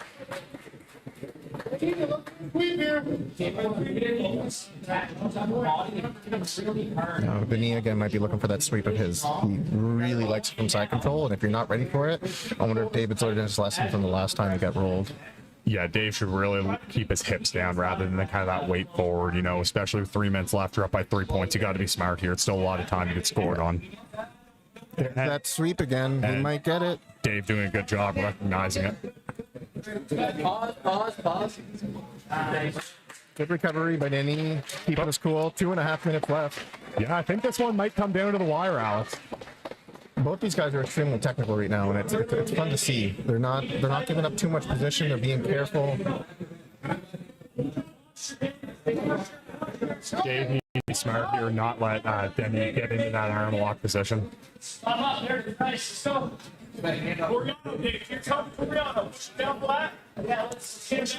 trying to get a hold of one of the arms, trying to sweep. Almost got his guard pass there. Dave got around. Dave doing a good job getting more points here, giving himself a comfortable lead. 6 points compared to 3 points is a big lead. Yeah, especially 2 minutes left. Then he'll have to work quite a bit in that last minute and a half to really try to make a comeback. Still waiting for that weight distribution. He's going to try to roll him again. He almost got him the second time there. Right now, though, if Denis is going to do that, he needs to be active from top. He can't be passive, wait, and rest. He needs to look for a not the time to submission cook. immediately. No. David playing really smart, though. Just trying to wear it out at this point. Looking maybe for an Americana. It's hard to see from this angle. I think he's looking just to kind of hold him down, maybe pin an arm. I think with Dave, he's kind of looking to cook and wait till he can actually get the submission. He's not the type of guy to really just kind of let off the pressure to attack the arm. Yeah. My view is kind of blocked by the corner of Dave Chapman, though, so... I think Denis just waiting for his up. Side. Got recovery. Almost in the mount. Yeah.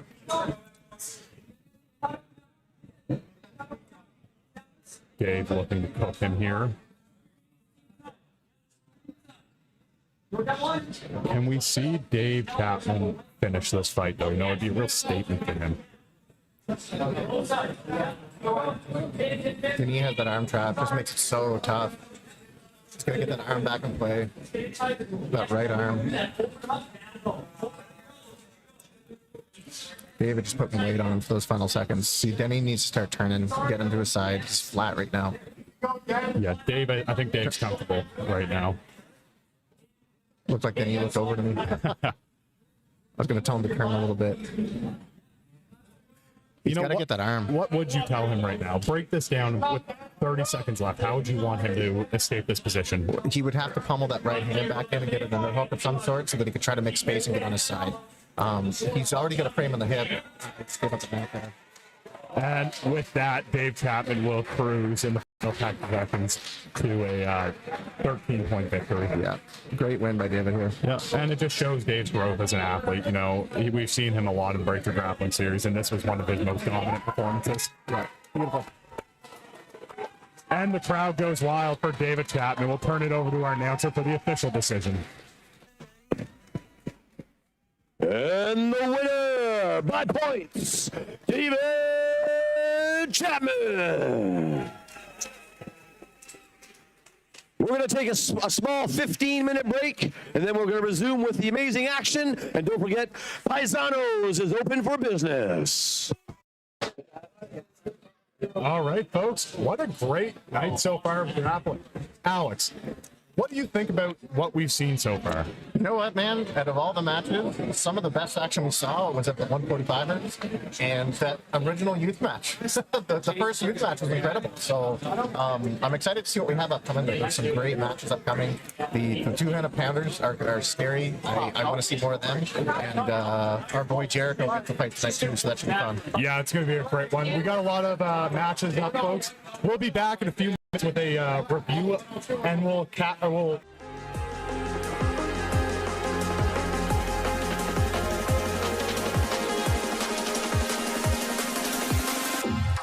Just break my heart.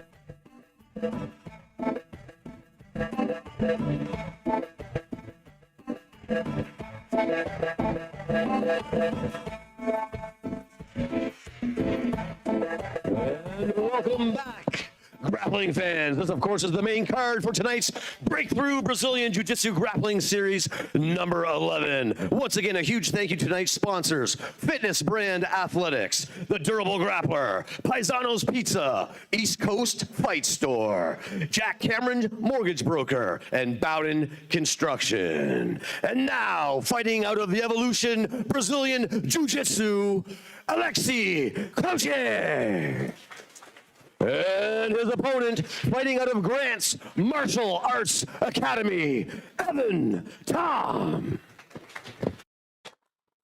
All right, folks, we are back with a fantastic start to the semifinals of the 145-pound bracket. The ever-exciting Alexi Cloutier on a red-hot start to his Breakthrough Grappling Series debut versus Evan Tom. I'm excited to see this one, man. I am too. Evan looked great in his last match, didn't he? He tons of confidence, no fear out of any position. Just some good jiu-jitsu. Yeah, and I'm really excited. I really like Alexi's style versus Evan's in this one. Evan has a very jiu-jitsu classic style. You know, we saw him there with a lot of sweeps last time, but Alexi's he's foot on the gas pedal, man. Yeah, his pacing is unreal. And you know, that's the thing about these 145ers. Like they can explode so quick, but they can keep a pace for so long. It's wild. Well, we might be looking to get some type of setup here for a double leg. Yeah, I really want bouncing. I really want to see his wrestling. He's been feinting shots a lot. I really want to see what he brings in when it comes to like doubles, singles, etc. Going for the head control, maybe try to get some type of reaction out of him. Evan Tom, patient. Evan Tom with a much bigger frame. You know, I think Alexi carries a bit more muscle, but Evan is very long. Yeah, he's some drag attempt there by Alexi. He's so quick, man, with those grips. Yeah, and that's what I mean when I see guys just able to just explode into those positions, right? Like he can go from kind of flat-footed to just already in on a takedown so quick.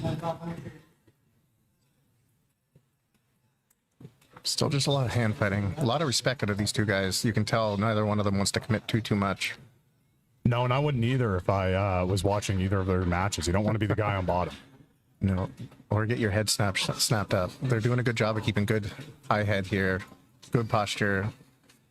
Evan seems to be acutely aware of the dangers of the front headlock game of Alexi Cloutier. Bit of a mirror lock attempt there from the standing position when Alexi goes to get that underhook on the left side. Evan dropping maybe to fake out a double leg. You know, the mirror lock's kind of a smart call. You know, if someone's going to be playing a huge underhook game, just to give them something to think about so they're not just kind of going for that snap to under. I love it, man. It's a good way. It's a good deterrent. Ooh, nice little foot sweep attempt there. Alexi kind of catching Evan flat-footed there. Evan comes back full force, though. Goes right for the ankle. Missed that.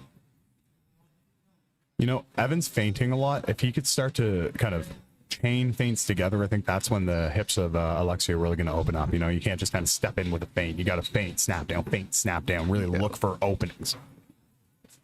Great takedown by Alexi. Straight to side control. What a fantastic takedown.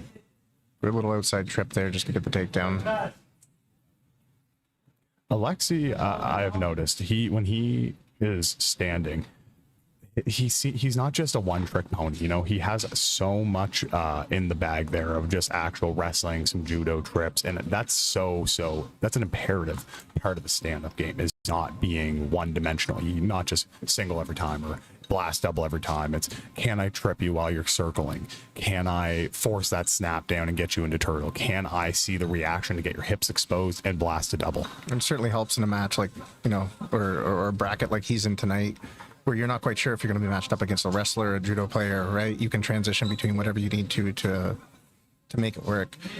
Doing a good job with that underhook right now. He's got that knee inside, not going for a knee on belly, but he's just content keeping the knee near the hip so that it makes it really hard for Evan to try to turn in. Yeah, well, we saw Evan on bottom in the last match, and, you know, he actually was able to kind of get out from under there and win the match. But, you know, Alexi doing the right thing. He's not letting Evan get his hips up or his shoulders up. It's keeping him flat with that violent crossface, hips heavy, and he's letting him rotate. You know, I always call that orbiting, right? You rotate from the mount to the technical mount to the back into side control. He's orbiting the upper body. I'm surprised he just lost that mount, though. He had a good hold, and then he gave it up, went back to side control. Not the end of the world, but, you know, obviously you'd like to see the control. You know, I don't like to speculate on what fighters are kind of thinking when they're doing it, but exactly. He seems to be very, very competent with the front headlocks. Oh, now he's got the back. Only one hook in right now, though. He's trying to get that second hook. Evan doing a good job defending. You know, and they're going to reset. That's for the better. And with 28 seconds until points, this is when holding that hook out, maybe thigh riding until you get the hook in, is a good call. Show respect from the crowd for these athletes. Yeah, it would be smart for him to kind of thigh ride here for 30 seconds before he can get the hook in, instead of forcing it. Nice. Good job staying on the back. Evan trying to roll through and shake him off, but it didn't work. Being patient here, trying to keep his neck covered. Doesn't want to give that up. See, there's that attempt right there on the neck. Kind of has that half Nelson trying to break the painful posture. It's an underrated part of jiu-jitsu. Is it? Yeah. Oh, there we are. He's on the rear naked. Oh, he's shooting this up. That's getting deeper. Yeah. And he gets the tap. Another very impressive showing by Alexi Cloutier. Alexi coming out He tonight. may be a newcomer to the BGX, but we know his name now.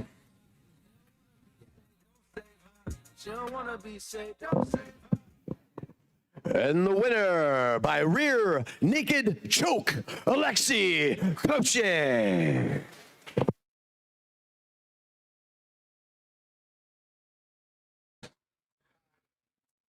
All right, what a great match that was. Alex, I am so excited for this bracket. It's only going to get better now. We got the next semifinal coming up, the 145-pound bracket. This is one of my favorite matchups of the night. I cannot wait to call this. Peter versus Jesse. That's going to be good.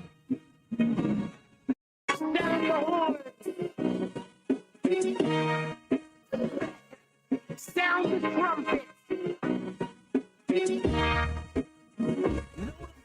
Motherfucking breath.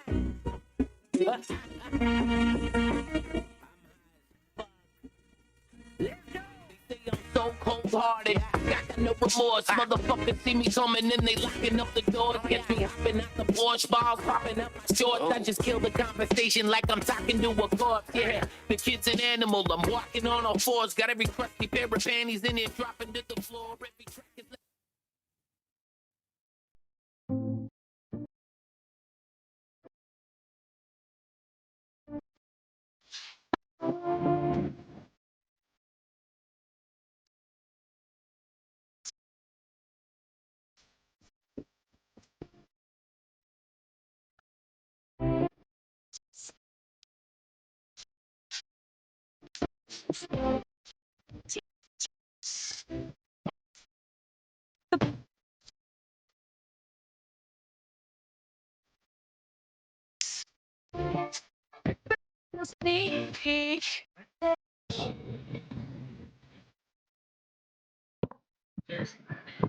In the men's 145-pound bracket, fighting out of Sprawler Brawl Mixed Martial Arts, Jesse Opper. And fighting out of Halifax Brazilian Jiu Jitsu, Peter Ridley. What a bit of a personality difference in these two, one might say. Yeah, just a little bit of a difference. You know what? Both of these guys are entertaining, but the swag Peter brings to this is always so fun. You know, always gets the crowd going. And on the other side of that, Jesse's so intense. Like, we start off with a takedown. Wow. Blast right off the bat. Jesse wasted no time there. Pete grabbing the inner thigh there, kind of like blocking him from kind of moving around there. It's not a bad call. We're so early in the match. Pete's not uncomfortable on bottom. Going for that bikey choke. Wow, can he get this? Wouldn't that be a statement? Oh. Man, watching them twist their knees like that just makes me cringe. I can't handle it. Yeah, I will. I would break my own knee trying that. Yeah. Any competitors out there watching who may come across me or Alex in a match, you don't have to worry about a buggy choke. Don't worry. Yeah, there's no buggy chokes coming from my end. I don't think he has it here. He's just holding on. And to be honest, I think he's just kind of like gassing his own arms out. There's not a lot of value in that if there's not a lot of pressure on it. They're going to reset them here. Yeah, I think he's just kind of waiting till Jesse does something that he can move out of the position. And yeah, you know, Pete's known for giving really odd looks, kind of making things weird and awkward. So I wouldn't doubt there's something kind of in his head that he's looking to either set up or looking for kind of a movement ability to get out of this position. See, he's grabbing both the thighs now. Yeah, he abandons the buggy choke that was idea. the smart move to let that go. Jesse heavy on top. Got the underhook. Oh, but Peter's got that arm on the other side of the hip, was able to let him turn. Great job by Jesse stabilizing that north-south position. This is a dangerous place for Pete to hang out, right? Like, Jesse is so strong, you don't want to be in a north-south position with him. No. Jesse might be looking, he's going to try to use his knee as a lever to peel off Peter's bottom left arm. Didn't have to there because the hand came out on the hip. Just cooking him a little bit. These are long matches, so to hold this position for 2-3 minutes is, especially when you're dealing with someone as fast and athletic as Peter, Jesse's doing the right thing by just cooking him a little. Looking at Jesse's frame, it's wild that he makes this weight. And yeah, Pete finds a half guard. You know, this is kind of the start of the estate for Pete, right? Yeah. He's got a bit of a lockdown there, but still Jesse with the pressure on top. Little bit of gamesmanship from Pete.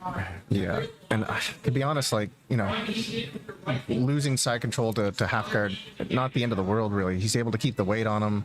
It cooks Peter still. He's still going to use his frames to try to make space. See how heavy he is on that head and arm? Yeah. So that lockdown might be taking some of the pressure off, but it's kind of futile if he can't get some type of underhook on the leg or if he can't get to his side here.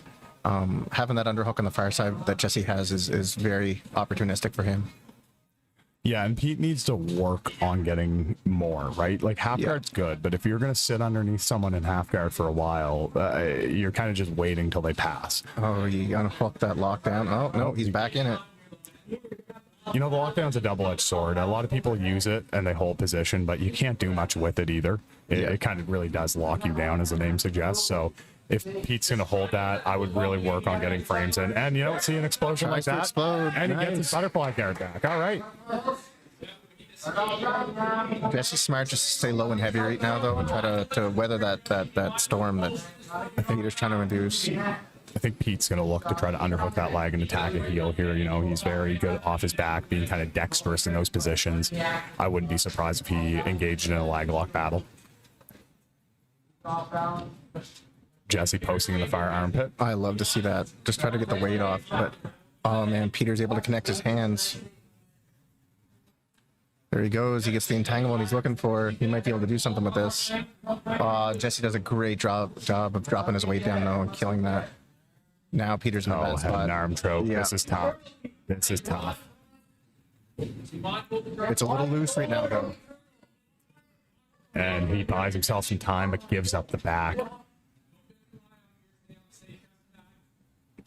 Jesse's been arguably dominating this match since the beginning. He has, and this is a very, very good version of Jesse. Yeah. This is the best I've seen him. I couldn't agree more. I was really thinking this was going to be a very tight match, and Jesse shocked me. Like I have a lot of respect for him, and he's a great competitor, but he's leveled up, and that says something because he was already so good. Yeah. Peter doing a good job of getting the body lock on the wrong side. He might be able to unhinge those legs. Oh, And Jesse gets the tap. A fantastic outing from Jesse Opper. One of Sprawler Brawl's finest athletes. Great job by Jesse.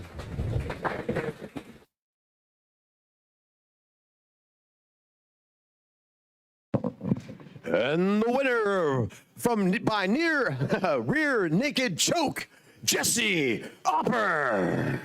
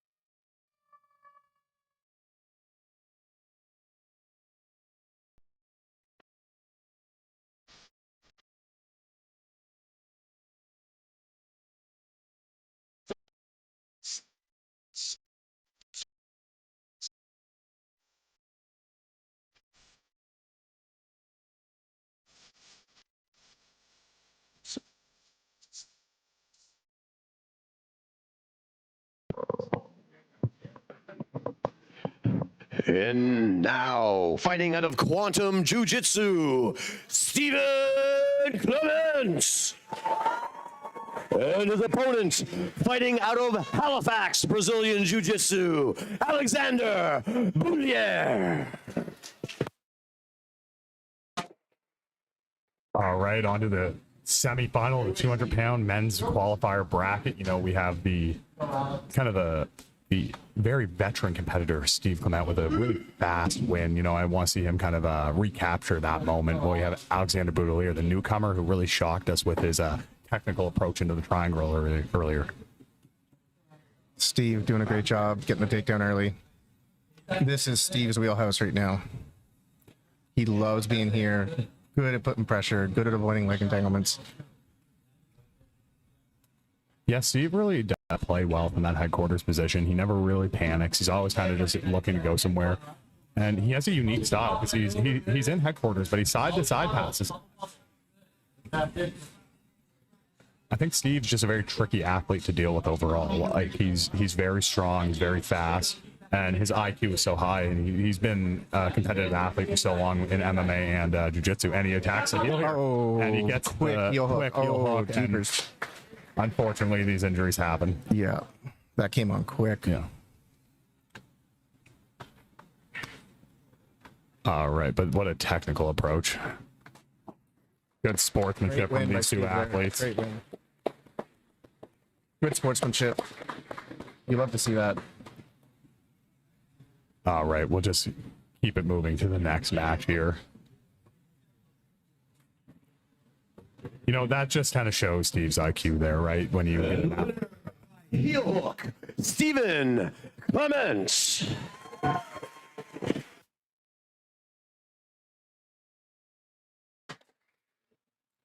All right, on to the next match. What a great kind of sequence that was. High IQ from Steven, sits down into that leg lock, right? And unfortunately injuries do happen, but kind of that show of respect. Steven not worried about getting his hand raised. He's been there before. He wants to kind of check on that athlete and help bring him over to where people can check him out. That really Carried shows him the off the type mat, of, man. that really shows the type of not only athlete but person Steve is as a athlete and as a man. No, great human. You love to see that stuff. Great win by Steve. Very quick heel hook. Came out of nowhere. Yeah, and I'm excited to see where Steve goes in this. You know, he seems to have a rejuvenated sense of competition in him. He's been competing a lot lately, and he's always been around the competition scene, but recently he's really amped it up. Amped it up. Had a boxing match recently.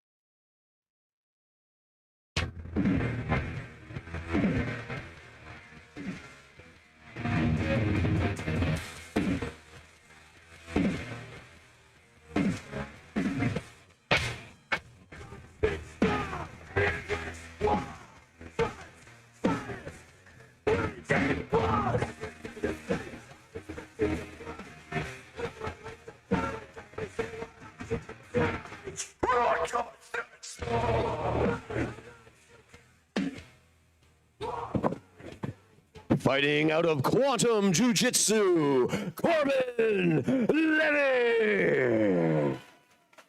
And his opponent fighting out of Mavericks Jiu Jitsu, Halifax Brazilian Jiu Jitsu, Chad Fleck.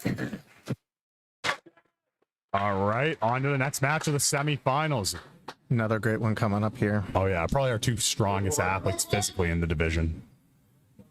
Corbin wasting no time moving into it. Aggressive right off the bat. You know, Chad used to having pressure put on him, like a lot of wrestlers at Halifax, BJJ, a lot of huge athletes that are willing to put that pace on him. Trying to jump on the neck. Corbin, good job getting heavy. Oh, Attacking the neck right off the bat. Chad kind of made the mistake of falling into the side control there. yeah, he tried to pull for that half and he just couldn't get it, but he seems to have the butterfly half now. He needs to post and kind of get more disconnection between Corbin and himself. It's exactly where Corbin wants to be. Chad's really good at this half guard, though, between the John Wayne sweep from earlier and his ability to kind of rotate your body into a heel hook. Oh, Right does it there. there. Gets caught on the leg. Yeah, and a quick Nice. tap. Exactly what Chad was looking for. Beautiful. Beautiful submission by Chad. It will be Chad Fleck versus Steve Clement in the finals for the bracket. Turning it over to the announcer for the official decision. Winner by heel hook, Chad Fleck.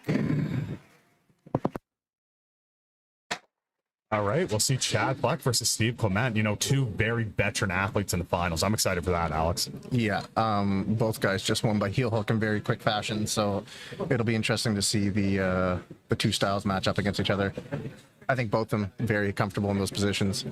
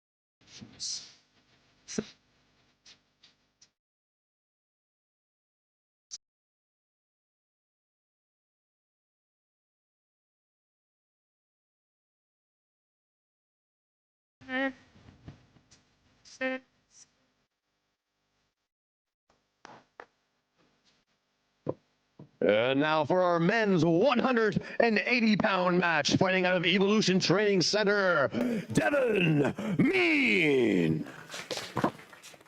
And his opponent fighting out of the West Side MXT Fight Academy, Mian. All right, folks, our first super fight of the main card. You have Devon Mian and Mickey Meehan. Two purple belts going at it. Two great athletes. Now, they might be purple belts, but what's interesting here is we have new school versus old school and a jump guillotine instantly. Right off the bat, attacking that neck. Doesn't work out for him, though. They've settled into the guard, but our referee is going to move them to the center to restart the action. You know, Devon is a great athlete. He competes in every sort of combat sport you can find. And he showed a lot of growth grappling-wise in his last victory against Matt Harnish. He was very calm, composed, collected, wasn't just trying to be flashy, and he got a win because of it. And he's had time to improve since then. That was in August of last year.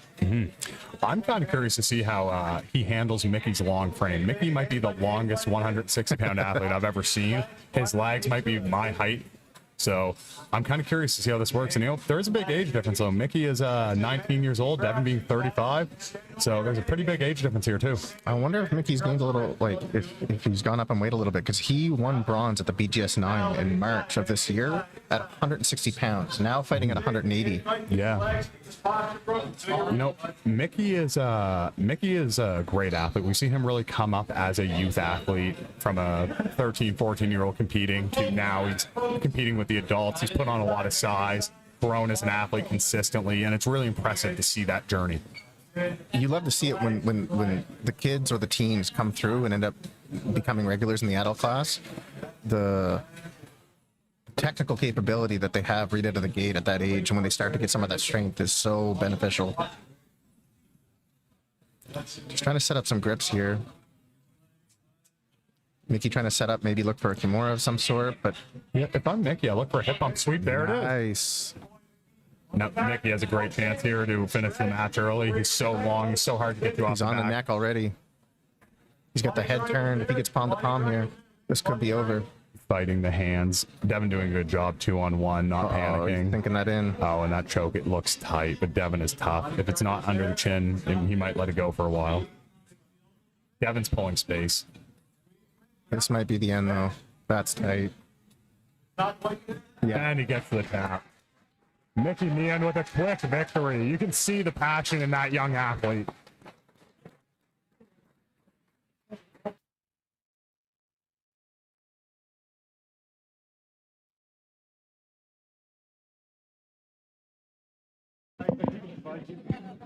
And the winner by rear naked choke, Mickey Mian.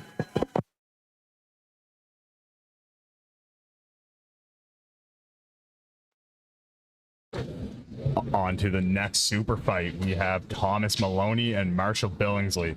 The biggest match of the night. These are two ultra heavyweights who have been active as of late. 220-pound match coming up.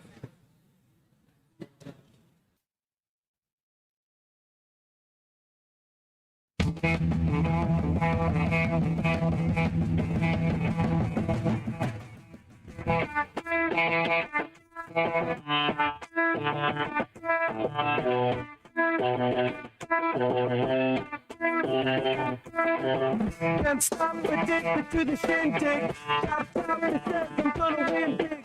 Choose not the life of imitation.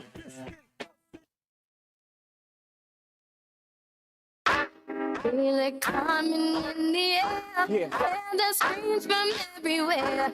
I'm addicted to the thrill. I'm ready. It's a dangerous love affair. Can't be scared when it goes down. Got a problem, tell me now. Only thing that's on my mind is who's gonna run this town tonight. Who's gonna run this? And now for our men's 220-pound match. Fighting out of absolute Brazilian Jiu Jitsu, Marshall Billingsley. And his opponent fighting out of Mavericks Jiu Jitsu, Halifax, Brazilian Jiu Jitsu, Thomas Mahoney. All right, folks, we got the biggest match on the card tonight. Thomas Mahoney. Now, he's new to the competition scene, but does he ever compete? He's no stranger to the BGS. He has several wins here, and he will take any match ever. These are some big boys. You know, Marshall is really committed to his athleticism too. He's gotten very, very strong. He's gotten trains everywhere he can. He's really committed to being a great athlete. A little bit of a head shake there from Thomas from the push off from Marshall. Yeah, I don't know if I'm in there, I want to piss my opponent off with how big they are. Yeah. Last thing I want is one of those big boys on me. This is why I'm glad the coaches sit in front of the commentating We're a little table. bit protected. Yeah. Just going for the collar ties right now. I think both of them are just trying to cross off for position, tire each other out. Yeah, I see. Thomas had his hands on his hips there, and I just want to say that he is an incredible athlete. He can't fool me with acting like he's tired right off the jump. And you know what? For a blue belt who is new to competing, he is really good everywhere. He has a heel hook win over Ryan Budd at the Slammerst event last week, and he's going for a body lock takedown now. And look at that athleticism. He rolls away from a failed takedown attempt. I love seeing the big boys move like that. You know, I always love this story about Tom. One of his first jiu-jitsu tournaments, the SAA, he was in the white belt division, beginners division, and he did the whole Halifax Brazilian Jiu-Jitsu comp class, and then went and won gold an hour later at the SAA rather. Which that takes an incredible amount of athleticism. Oh man, that's a lot of effort. Oh yeah. But it just goes to show he knows how to pace himself, right? He's able to take each match for what it is, set the pacing that he needs to so that he can get his breath and launch an attack. And we're seeing that here. Good pacing by both guys. They look right now just to be jostling again for position on top, trying to get some type of control, but Marshall's such a patient grappler. You know, he doesn't like rush things. Yesterday, he had 5 wins in the absolute that was held here. And all of them were by taking his opponent down, getting into side control, getting into mountain American angle. great job by Thomas jumping on the back. Jumps the back. Big man acting like 145ers and gets the tap. Wow. That was incredible. What an athletic movement by the big man. I think he's going to want to be in the 220 plus bracket next time. A little bit of personality here with Thomas. Turning over to our announcer for the official decision.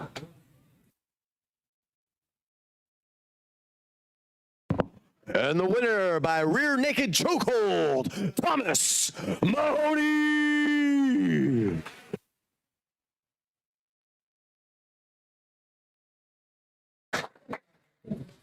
All right, we're on to our 220-pound bracket finals between Steve Clement and Chad Fleck.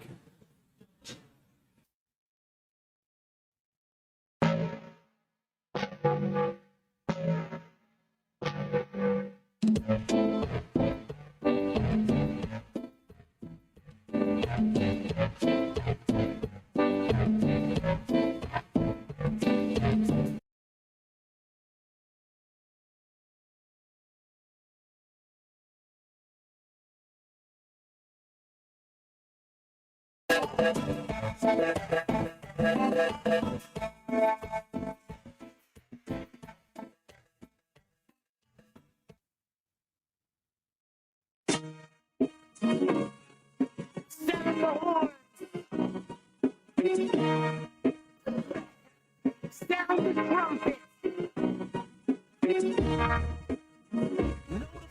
Motherfucking breath.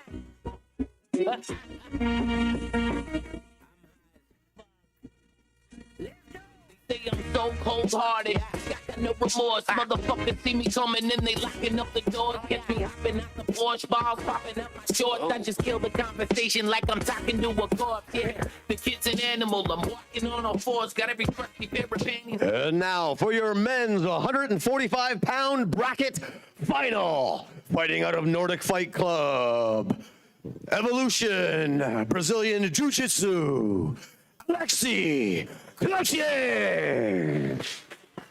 And his opponent, fighting out of Sprawler Brawl Mixed Martial Arts, Jesse Opper.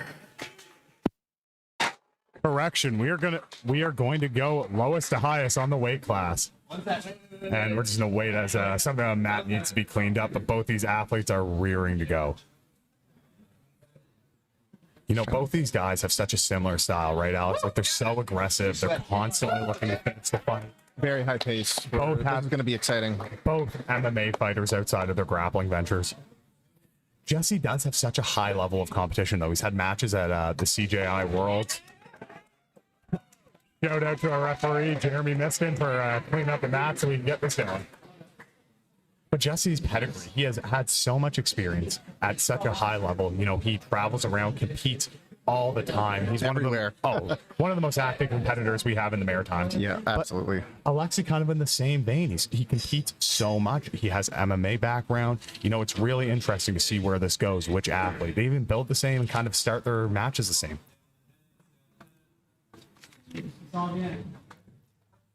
Just feeling each other out right now.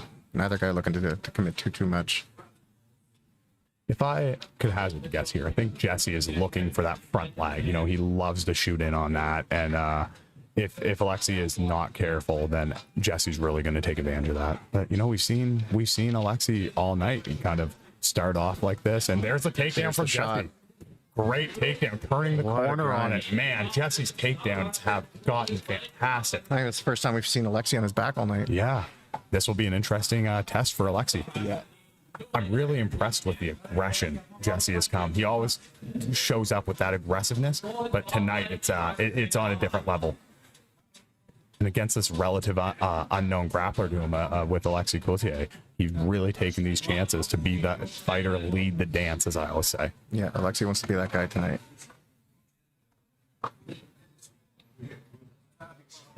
And the match has restarted. Time in from the ref. Shout out to referee Chris McDonald. Good job by Alexi getting back to his feet so quickly, man. Just a little bit of a shove there and was able to get back out. Yeah, it seemed like Jesse really didn't like where he was setting up, so he kind of opted to go back to the feet, you know? Yeah. And what's crazy, these guys are going to have this pace for the next 8.5 minutes if it goes that long. Oh, to be a 145er. Just the amount of fakes, man. Like, the looks, trying to find an angle. 145ers to me always look like they're moving in 1.5 speed. It always looks fast forwarded. Oh, yeah. Guess he keeps looking for the tap up top. Oh, nice arm drag attempt by Alexi. It's a great weapon for Alexi. Oh, Jesse with his own.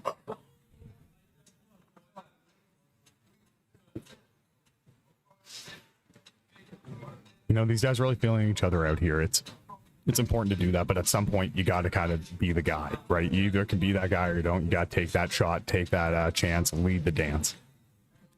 And a guy like Alexi's not giving too much up. He doing a good job of staying low enough. Good head positioning. See how low he's getting? He keeps ducking down. Makes it difficult for Jesse to look for an opportunity to shoot in on those legs. Yeah, it would be in Jesse's favor to really work some snap downs here, really force Alexi to open up his hips, right? He's not going to do it himself. Getting a hold of Alexi's head is another story, though. The hand fighting is great. See, even right there, trying to go for like some type of loop over choke that he just can't quite get because the head positioning from Alexi's fantastic. See, Alexi's big on the mercy grip where you interlock the fingers. See, I'm not a fan of that because I like to have my hands mobile so I can look for the head, look for the underhook. But if you're a wrestler like Alexi who has just been taken down, the mercy grip is a good way to really control the hands and hand fight. Look for your opportunities rather. Yeah, page of the Wagner Rocha book. Exactly. One of my favorite Wagner Rocha moves is the Rocha pop, where he pops the opposite shoulder to really open up the hips. And not a lot of grapplers do it, but he does it very effectively. Wagner's good at a lot of things. Trading feints. Just shows the respect that both these guys have for each other, though, that they're both really looking for that one opportunity, because one mistake is the end of the match here. Yeah, especially when we're getting down to a minute and a half away from points, and you don't want to be the guy who gets taken down, gets points scored on him, then you're both up trading feints for the rest of the match, right? You have to be a tactician when you're out here. Alexi has that head control, though, which over time that'll wear on you, right? I'd like to see a few more pumps from him here. Yeah. Jesse is best when he throws caution to the wind, though. So if Alexi can kind of make him on his back foot, then you're going to see some success. Great job with the sprawl there. Great takedown. Takedown by Alexi. This is where Alexi thrives in these front headlock positions. Yeah. Looks for that snap down. Tries to get on the back here. Jesse did a great job turning, getting back to side control, but now he's got to work to try to get some type of space so he can get on his side. Great job getting that underhook by Jesse. He's trying to turn to his knees. Alexi does a great job holding the hip on the back there. You can see that arm across the back holding the hip. Steps over into a technical mount. You know, there's 30 seconds left here before points. So we're going to see if he holds that foot in the 3/4 mount so he can get it out, get some points, and kind of have a little bit of a cushion for the rest of the match. Now, I don't know if he's looking for some type of wrist grip or if he's just trying to get, no, he lost it there. Jesse did a good job of getting back to the field here. We're going to restart back in the middle. 4 seconds till points, and if Jesse can maintain this knee shield and start to work out of it, you know, he's in a good position. Half guard's not a bad place to be. We saw Alexi kind of struggle with some lockdown half earlier, so let's see where it goes. Points are now in effect. There's our points.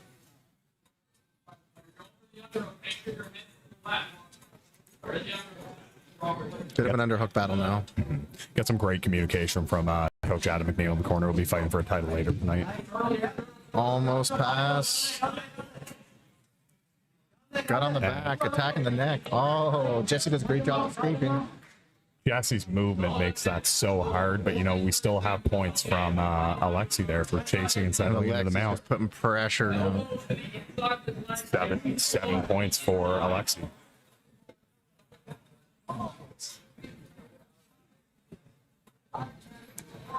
Jesse doing a good job of framing on those hips. He might be able to get a kipping escape here.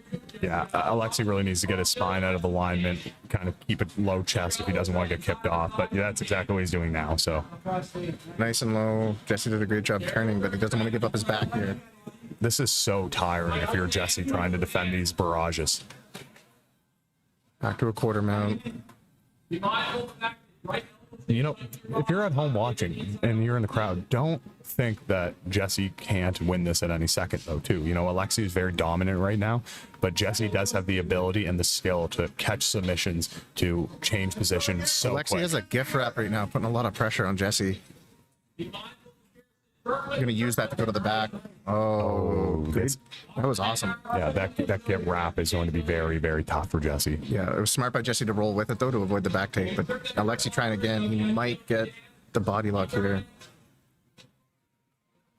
You know, Alexi's not falling for the trap of trying to go for the armbar and losing it. He's being very methodical, and he's choosing position over submission, which is a great way to go. Very smart. Yeah. A little bit of gamesmanship in there. Smart to stay under that elbow on top. He's still got that gift wrap, which is no fun for Jesse on bottom. The only real option you have is to turn out from it, right? You can't turn into that gift wrap, so it really limits Jesse's opportunity to move. Yeah, and Jesse is going to need to escape and win. The point difference is too great for you to make up in 2 minutes and 35 seconds. 14-0 with 2.5 minutes to go. He's done a great job defending and not giving up his back, but he's having trouble trying to get out of this quarter mount. He has that foot caught, but it's almost doing him with the service. He needs to keep digging and get there. It is. There, and Jesse's able to get out. Great job. Can Jesse get the submission in the next 2 minutes and 15 seconds, or will Alexi coast out this 14-point lead and be your next title challenger for the 145-pound bracket?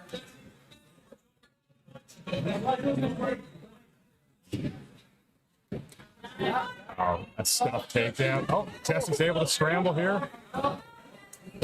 These guys are scrappy. I love to see that Jesse's going for it, though. He knows he's down on points, and he's trying to put some pressure.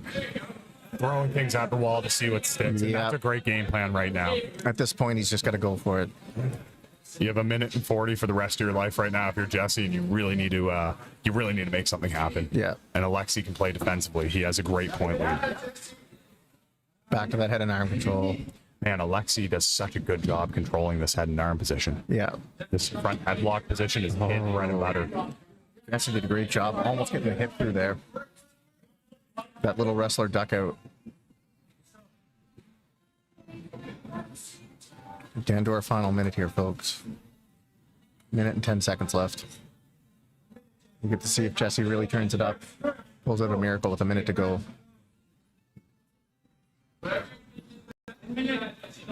If anyone can do it, it's Jesse Opper, but man, has Alexi really shown up tonight. Yeah, he's looked great tonight. You know, and Jesse looks to pull into the legs, but Alexi wise to it. Back in that quarter mount position. 40 seconds, Alexi can coast this out, but it looks like he's going to choose to keep fighting, keep looking for a submission. Wraps the head. Let's see if he can go for that arm in guillotine here. I like to see that Alexi's going for it with a few seconds left. Yeah, that's a great competitive move. The fans love to see that too. He's under that neck, man. Yeah, that's deep. It looks deep from our end. Just able to pull it out. Yep. 10 seconds in the match. And with that, 14-0, Alexi will be your next title challenger for the 145-pound division in the Breakthrough Grappling Series. Great win. What Great win by Alexi. Showing by Alexi Cloutier. To show up relatively unknown to the East Coast and to put on a performance like that. And your winner via points, Alexi Cloutier. Is there anything you'd like to say? Merci Breakthrough. Super bel event. Solid event. Sorry for my French. And I just want to ask something. My car is broken. I'm here. I'm 8 hours from home. If anybody can help me, just text me. Thank you. Now that was a pretty important message. Congratulations, Alexi. Wow, if you don't know Alexi Coutier's name, you do now. The East Coast has been put on watch, and us at Breakthrough Grappling Series are on watch. We cannot wait to see that final. Nick LeBlanc, I believe, is the Nick 145 champ from Quantum Jiu Jitsu. We'll get to see that matchup probably in the fall. What a matchup that will be. You know, that's so impressive to see a guy come from 8 hours away, his car break down, and he still just decides, you know what, I'm going to go put on the performance of my life. 4 wins, 3 by submission, 1 by points, but a dominant by points. Yeah. You know, I don't think we've seen an athlete come and do something like that in a while. No, and it was his head and arm control, man. He was so good at getting the snap downs, so good sprawling off of any of the takedown attempts that anyone looked to try to take him down with. Absolutely stellar performance tonight. I'm really impressed. Yeah, I really, I was so shocked at the way he was able to control that front headlock, control that head and arm position, and really gift wrap and orbit the upper body. No matter where anybody went, he stayed on the head, he stayed on the back, he would go to the north-south, and if you got to turtle, it was his world. Yeah, and What did they call her, Sunny?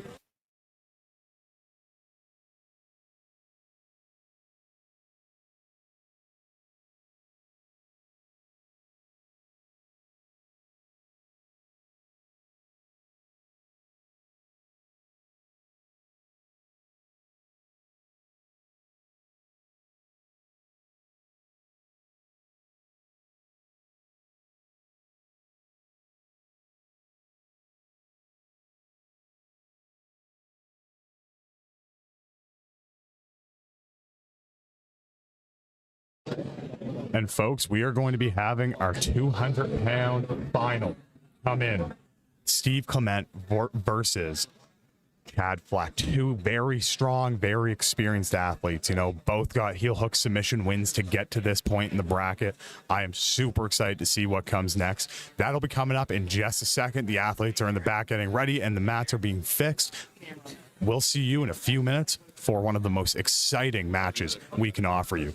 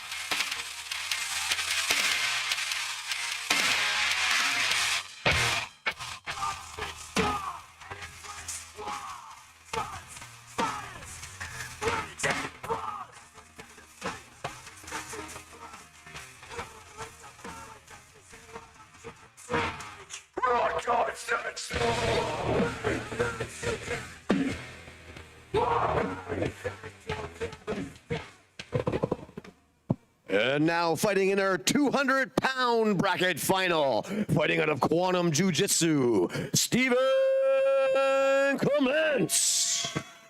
And his opponent from Halifax, fighting out of Halifax, Brazilian Jiu Jitsu, Chad Fleck.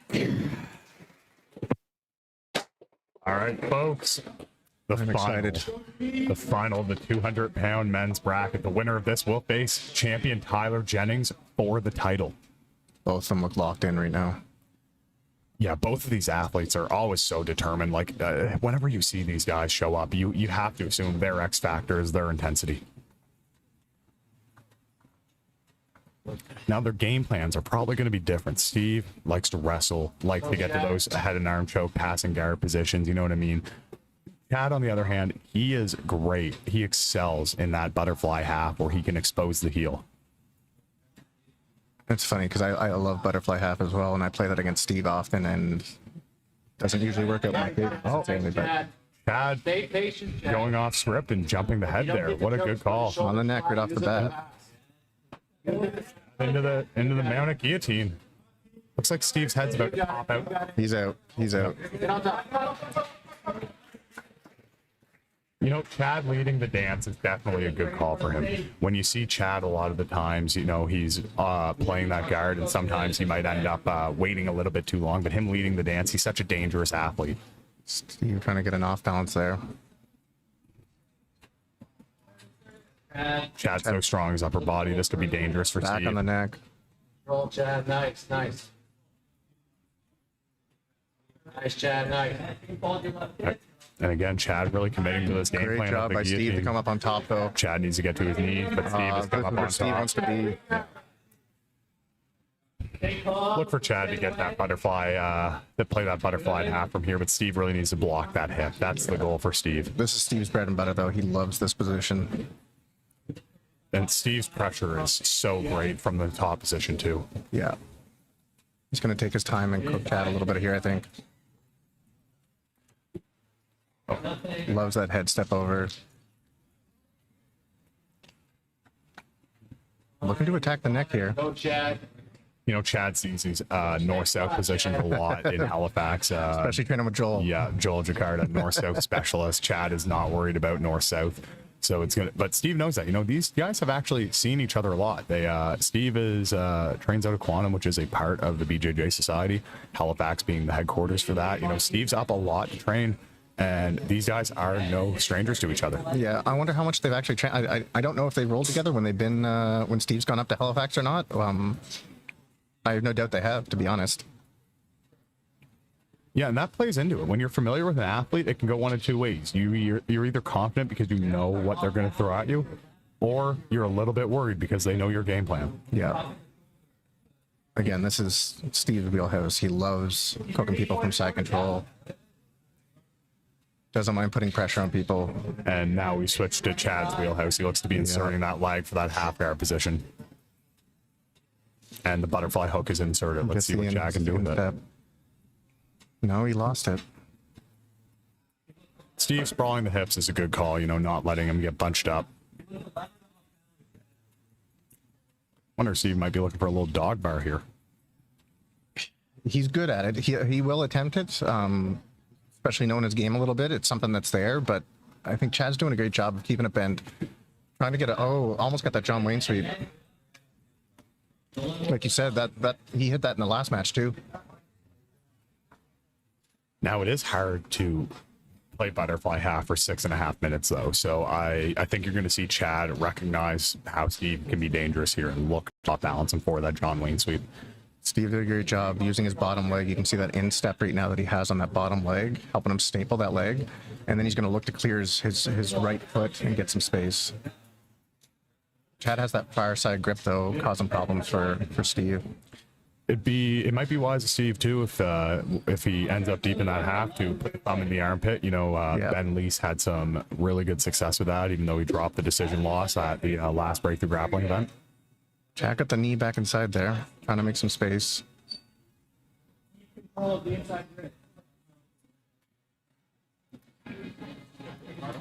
And this is really, this position, this is the battle. That fireside arm, whoever wins that wrist battle can usually start dictating how the rest of the position is going to go.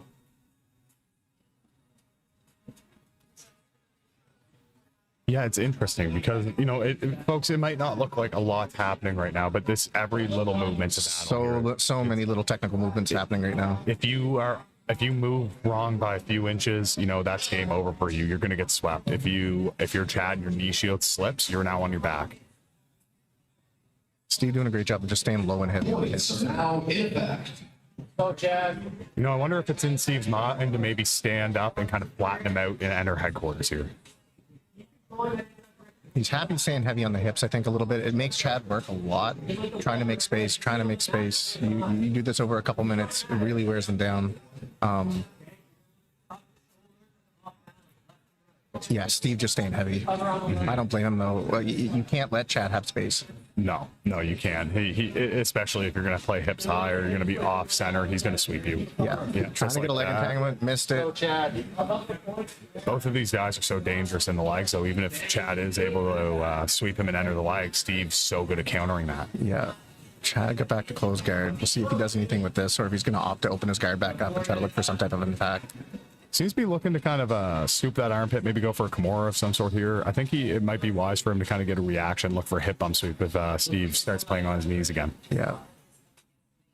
Who would you give it to so far? That's a tough one. You know, Steve's been in a more dominant position, but Chad's been having the sweep attempts. I'm not sure. It's a tough one so far. Yeah, I hate to be the judges here. This is close. That's why I prefer behind this table instead of on the mats with the athletes.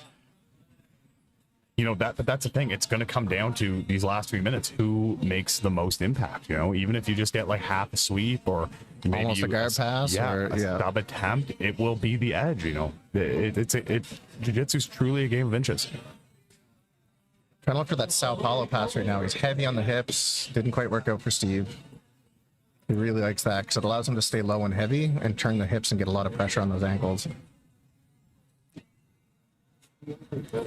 Chad really looking to commit to that arm. I'm curious what he set up because he is super strong. So I'm curious if he's going to try to pull him in, go for some sort of Kimura, go for some sort of sweep. Steve's smart, just keeping his hands on the inside though. He's trying to win that inside battle constantly so that Chad doesn't have much setups there. Yeah, Steve's doing a great job just kind of killing anything Steve can offer him or Chad can offer him in this position.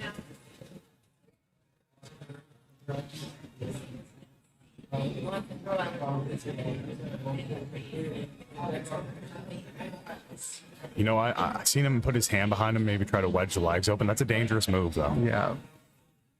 But I think at this point, he's just looking to find some way to crack open that guard so we can get some offense going. Yeah, and against an athlete with the leg locking ability, standing up could be dangerous. Exactly. Yeah. It's just smarter to pass from the knees in that position.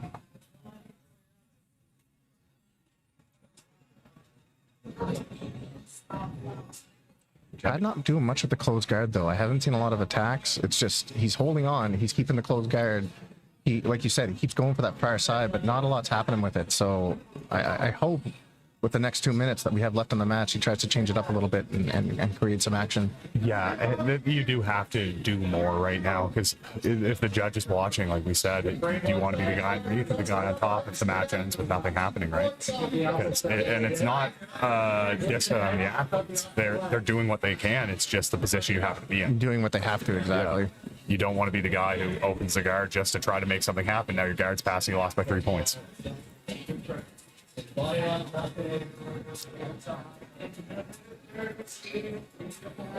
Steve just trying to be heavy on the hips, coming forward. He's still probably going to look for that Sao Paulo pass if he can drop his hip.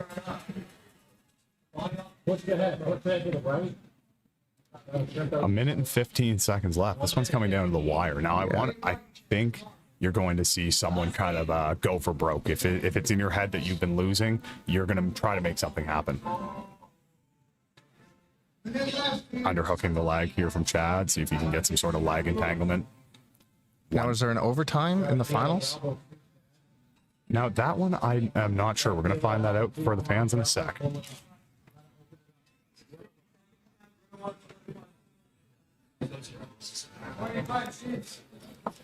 It goes to the referee's decision in the in this finals right now, where it's just in the bracket.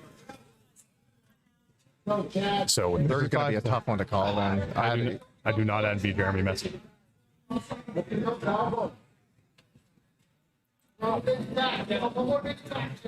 This really comes down to, do you value guard or do you value guard passing? Yeah.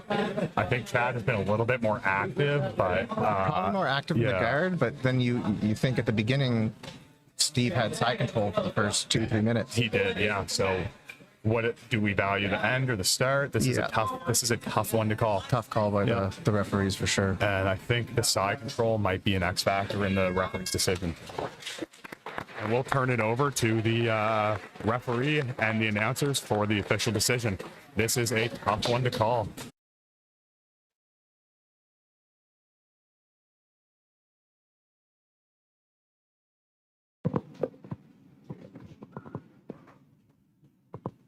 And the winner from referee's decision, Chad Fleck. And Chad Fleck with the active enough guard to get the job done. Steve was really tough. Thanks for a great matchup. Looking forward to the title shot. Tyler's a beast. Used to train with him, so I know it'll be a really tough match. Well, congratulations. Fight well fought. And Chad Fleck is your 200-pound title challenger. He has earned his shot.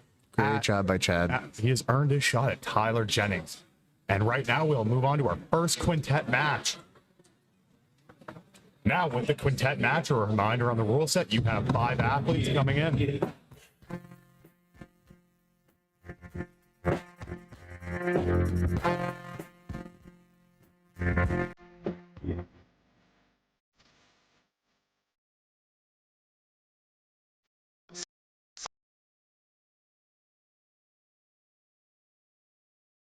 Sound of the horse and the sword.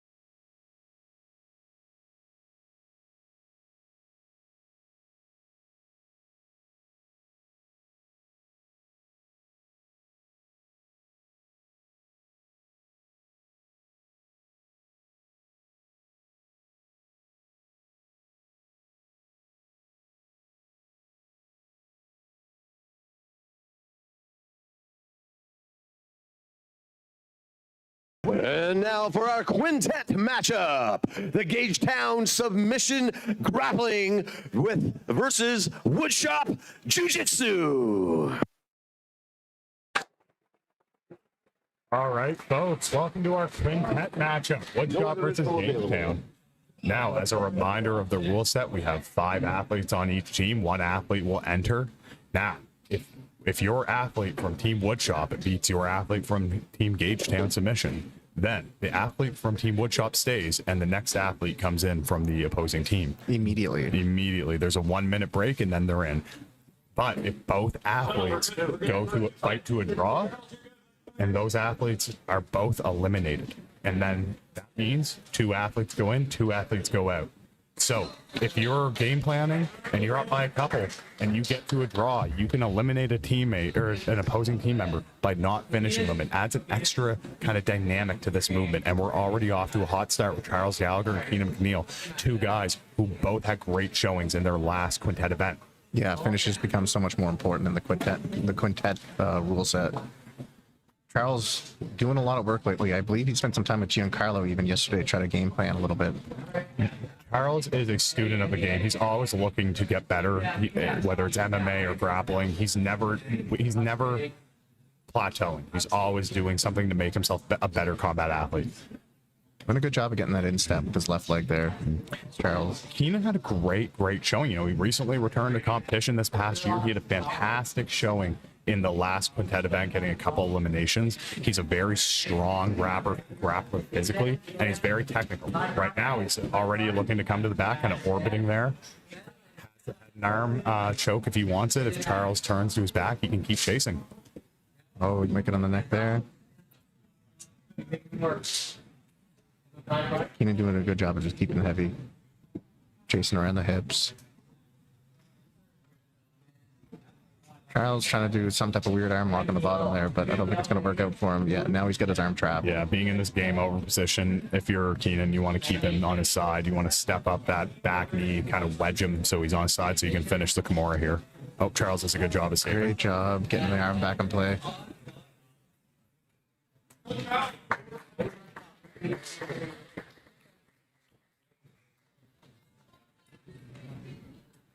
Going to restart them back in side control here.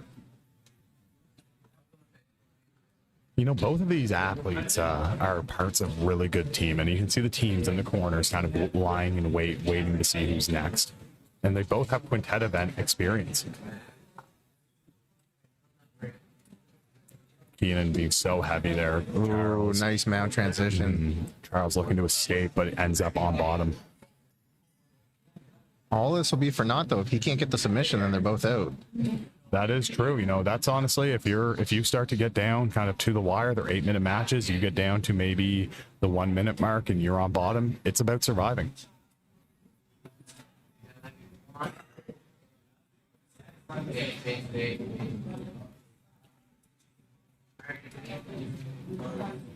You know, again, it's not the most action-packed match, but these guys are both looking for the next person to make a mistake. They're both taking chances, but they don't want to overexert themselves. Oh, Keenan did a good job of getting around the guard there. Steps over. Doesn't mind being in half guard. Keenan looking for that head and arm. If he flattens out, he has a head and arm choke that he can sprawl on. Yeah, and Charles just has a frame there. That's the only thing that's kind of saving him right now. He's got a frame with his arms on the inside, but that's just strength, and it's going to take a toll. If he holds on this 30 seconds, 40 seconds, it's really gassing on the arms. Yeah, it's a lot of, oh, and he lets go Let of it it. go, yeah. Look to flatten him out, Keenan, and you can get that head and arm triangle. Oh, and Charles gets his arm back in front. Yeah, he had that lockdown, which allowed him to make a little bit of space with the hips, but he still has it, still trying to make something of it, but... No, the lockdown does offer you very limited options if you're underneath it, and he's able to kind of re-guard. Regains the guard. Great work by Charles there. This is what I mean. Charles is very high IQ. He's never finished. Like a lot of people might in that position have kind of not known where to go, and he looked for that movement. As soon as he could get the hips elevated, he re-guarded. I want to see Charles let go of that head there. Holding that head doesn't offer a lot of value. He needs to dig underneath. Yeah. Keenan just tries to get around the guard again there. Keenan's methodical. Like he keeps looking for the same things, and eventually he can get them. But 4 minutes and 19 seconds left. If you're Keenan, you gotta start wondering, how do I get this finished? Charles trying to get a leg entry here. Oh, and Charles get a leg.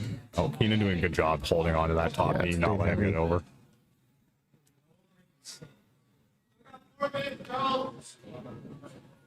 You can see some fatigue on the athletes' faces already. Say the same thing. You can really start to see it after a couple minutes. They've been moving so much. It might not be the most high-flying event, but they haven't stopped moving. No, and trying to deal with that pressure that Keenan's putting on him right now is going to wear on Charles over time. Oh, yeah. Though he does have the Kimura grip. Can he at least get the sweep, or perhaps a Kimura here? Oh, good job stepping over by Keenan. Yeah. Stepping over the mount. Great pressure. Hips heavy by Keenan. And again, rotating in the mount. Now, if there were points, he would have a decent amount of points accumulated, but there are no points in the quintet event. It is either submission or elimination via draw. There is no in between. Makes the lives of the refs a little bit easier. Yeah, I think the refs deserve a little break after that last match. And I have a feeling the title matches tonight won't be much easier to call. No. We still have quite a few great matches ahead of us.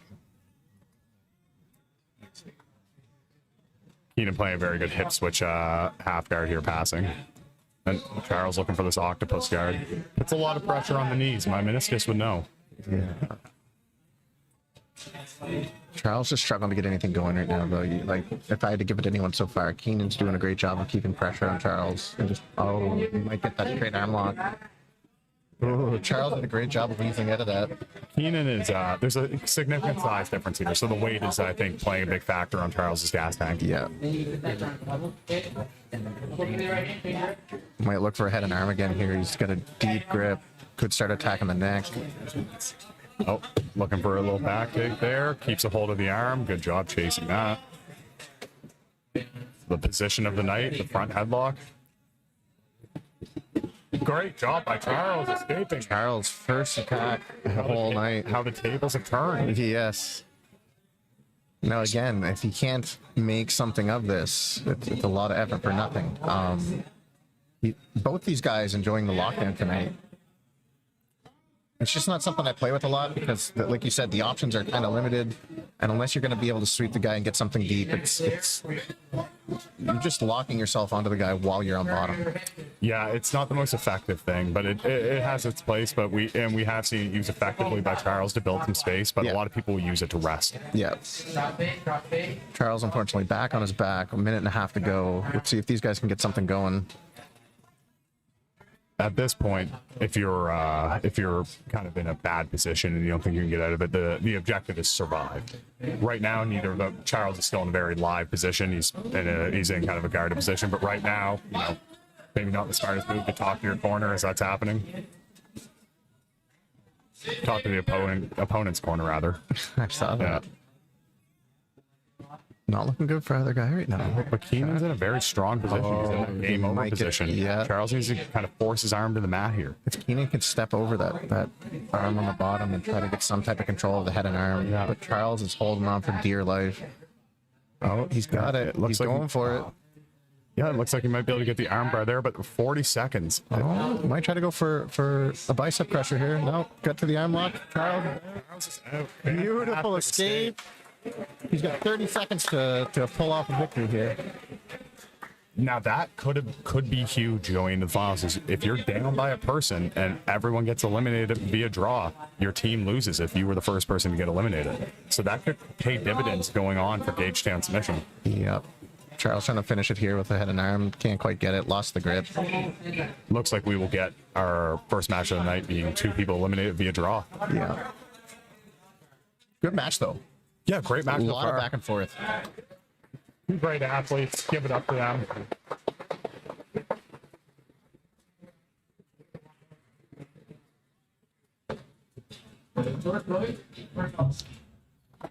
All right, with both athletes eliminated, the next athlete will enter.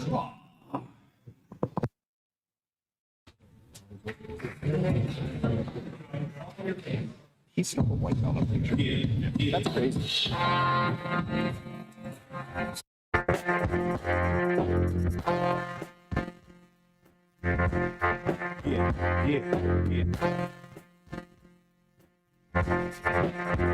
Let's go.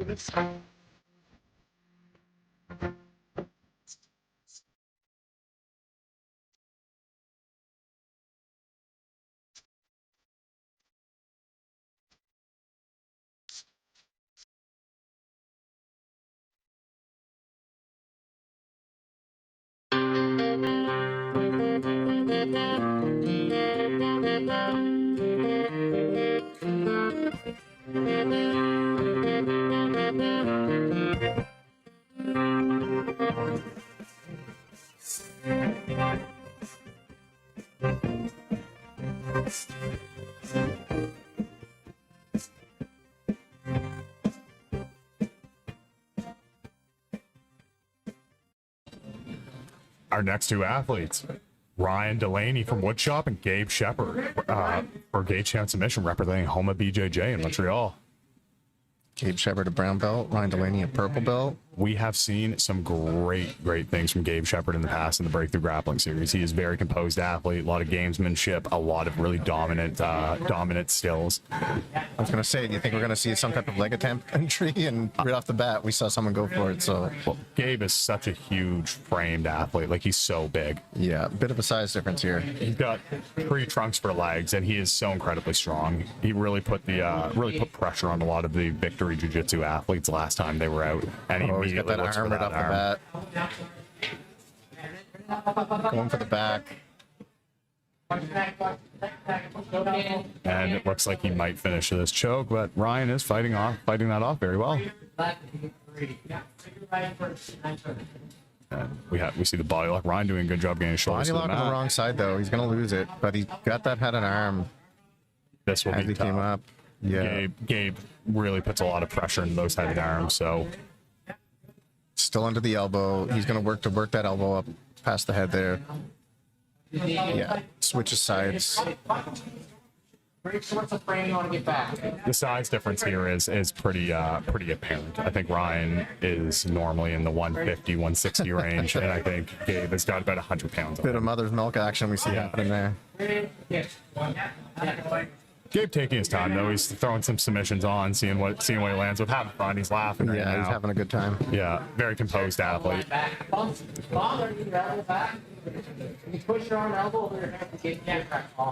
Gabe just kind of cooking him in that gift wrap position, really kind of tiring him out here. He's got time to work too. Still 6 minutes left in the match.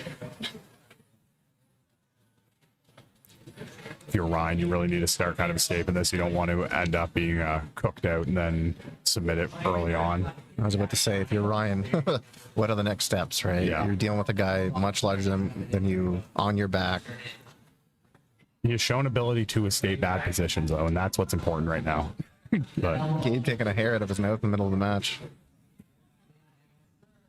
Gabe is very composed, and I find that's very entertaining about him, is that he's able to kind of have fun during his matches, really makes the crowd enjoy it a bit more. Scooping up that elbow, he's going to walk it up towards the head.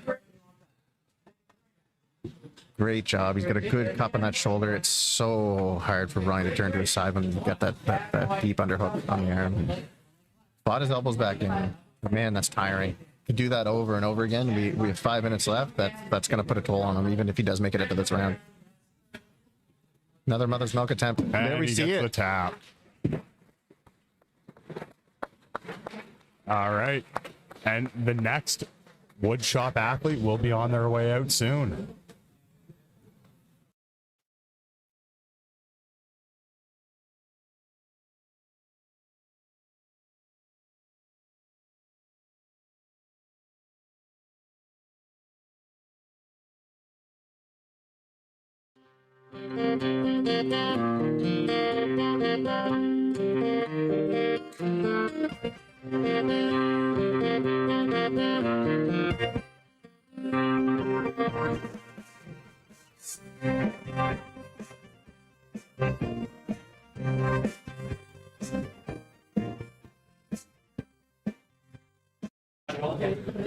And the next athlete from Woodshop, the captain, Dylan Beaton. Now, Dylan is very talented. This won't be an easy match for Gabe. Dylan is really experienced with larger athletes, and he really always pulls to look for the legs and really attack the heels. He is game, man. Dylan Beaton is a force to be reckoned with on the East Coast here, and he's not shy to get entangled with anyone. He's still going, nice butterfly attempt. Gabe doing a good job really scooping kind of the shoulder and getting past the legs, though. Oh, you got mount already. Hard to deal with that size, man. He's such a large athlete. But, Dylan has a very good kipping escape, and a lot of times he'll kip into a single leg X or some sort of lag entanglement. And Dylan, no stranger to dealing with bigger opponents, like you were saying. He's used to dealing with someone a little bit larger than him. Might get this mother's milk attack. He must be able to breathe a little bit, because I don't see a lot of urgency from Dylan's side. No, he seems to just kind of be dealing with the pressure, pushing on the hips, kind of seeing where to go next.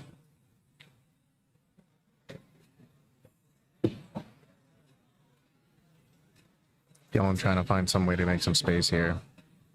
And now we're starting to see some urgency from Dylan to escape that. That last one must have been a little bit tight, but see, It is not fun to have a man like that hold you down and push his chest into your face. No. You can kind He of see, might get this again, man. you can kind of see under the arm he has a little bit of room to breathe. Yeah.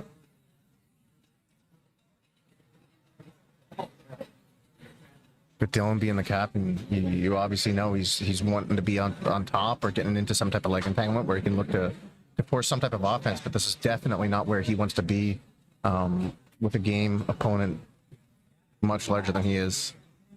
Very true. And if you're Dylan, you're gonna really want to start. Like, you can't draw this one. Your team's gonna be down by 2. And Nice. Bolo attempt. Back attempt I don't know here. if this might come back to bite him, where Dylan is attacking the leg now. Beautiful sequence there by Gabe to survive that and come back up on top despite the attempt. Yeah, I don't know if I would try boloing with Any of the Dylan. beaten boys. Yeah, if either of the beatens catch your bolo at a bad time, then you're going to get your leg attacked, and I don't want to be in that position.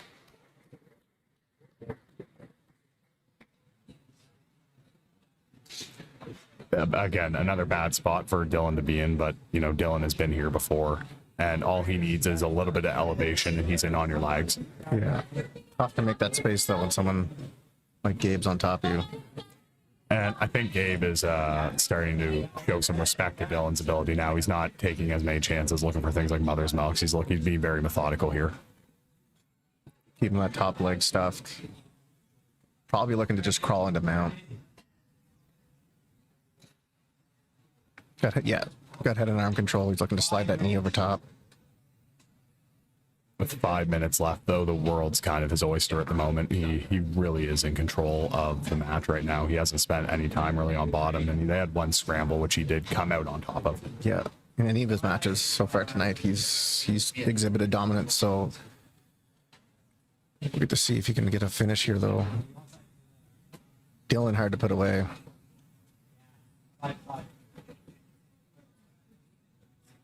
And Yes, that was a beautiful attempt. I was just going to say he's probably looking for a big high step pass there. Yeah, the timing on that was fantastic. Focusing on those wrists. Trying to get them back down and then try to work on the elbows probably. Yeah. Gets the head control, then he'll start scooping the elbows again. Yeah, there it is. Dylan doing what he can to kind of keep his arms in tight.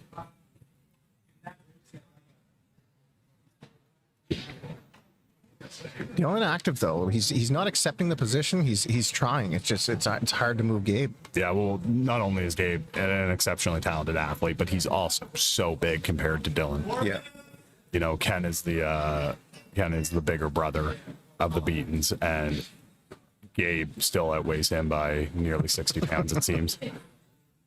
That arm and then, yep, nice, double tight. Just incredible control right now.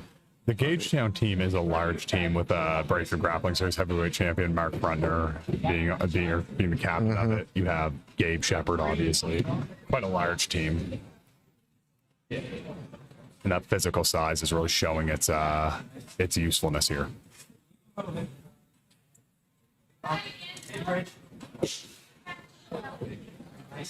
Dylan's struggling to get anything going. Tried to kick the legs up to get to the armpits, but Gabe's a little bit too experienced, a little bit too wise to that. Gabe is having a hard time finishing him, though. It seems like I don't think Gabe is fooling around with Dylan.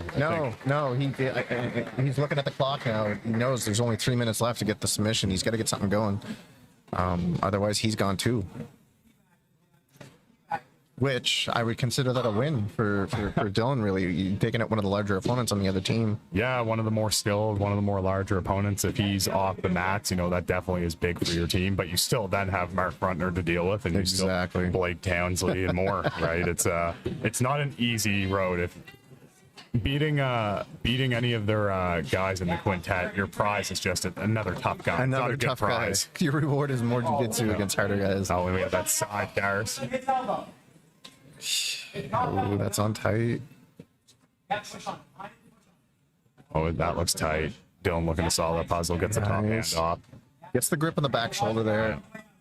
Nice high guard. Might be looking for An arm lock? Yeah. Needs to get Gabe on his shoulders here. He's going to scoop that wrist and look to levitate his hips. There it is. He's got, I think, the elbow. Oh, Wow. Gabe Shepard with another submission.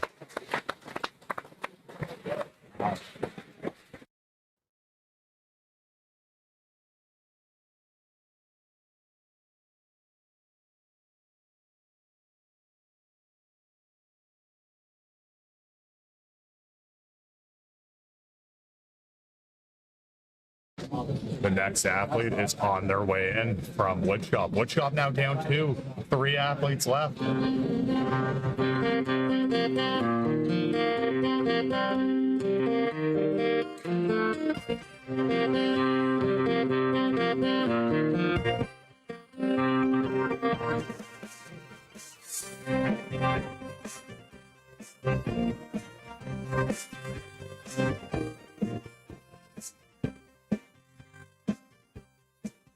The 4-minute match, Shane.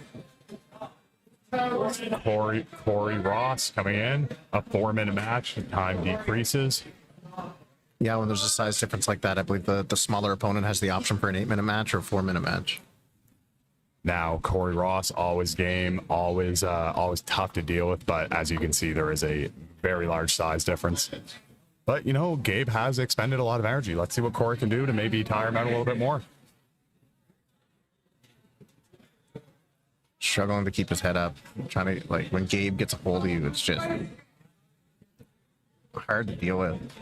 I think Gabe is probably going to look for something like a snap down or like some sort of judo sweep just to displace him, get a movement. It's going to be hard to shoot on someone like that. Oh, there's a nice little leg takedown right there. Kind of gets a leg in the outside step of Corey and gets into side control. Corey, I don't think, has a lot of competition experience either, so this puts him in a bad spot right off the bat with someone who's a little bit more, well, I would say substantially more experienced than he is. Yeah, it's a good place for Corey to be experience-wise, though, you know, because someone like Gabe Shepard and you competing doesn't happen a lot in things like in just regular events. So a quintet event like this or an absolute, you get some really good experience against some really, really talented athletes like Gabe. Yeah, exactly. Restarting it back in the center here. Gabe only has 2 minutes and 45 seconds left to work, so let's see if he can make some magic happen. Yeah, can Corey survive the onslaught from Gabe Shepard? That's really a goal for Corey's. Even if he can just get him out of there via decision draw, then that's big for the Woodshop team. Well, it helps, but after that, I believe their only member left would be Ken. Ken Beaton, you know, not a bad member left. Not a bad member to have as your anchor. If there's a guy who can submit 3 people in a row, it'd be Ken. Great recovery. Great job. Great job getting back to his feet. That's impressive. You know, if you're Corey too, it's not a bad game plan to get aggressive here. You know, you might. There we go.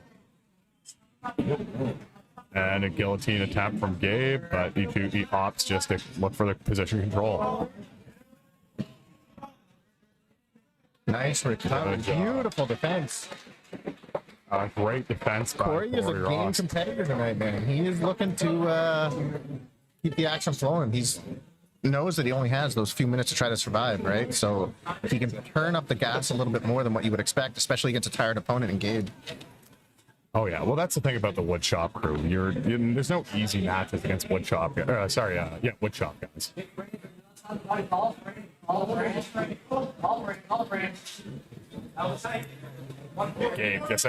Gabe's skill level is just at a very high level. I mean, he's such a skilled competitor, has so much experience. Yeah, looking to stabilize the position a little bit here. Hunting for those arms, just not seeing anything. Corey doing a good job of just not staying still, just constantly moving, not letting him have anything isolated. Now, dealing with this pressure might be a big deal if there was 8 minutes left, but with only a minute left, it'll be interesting to see what Corey looks to do. Yeah, 1 minute and 10 seconds, and Corey escapes the armbar.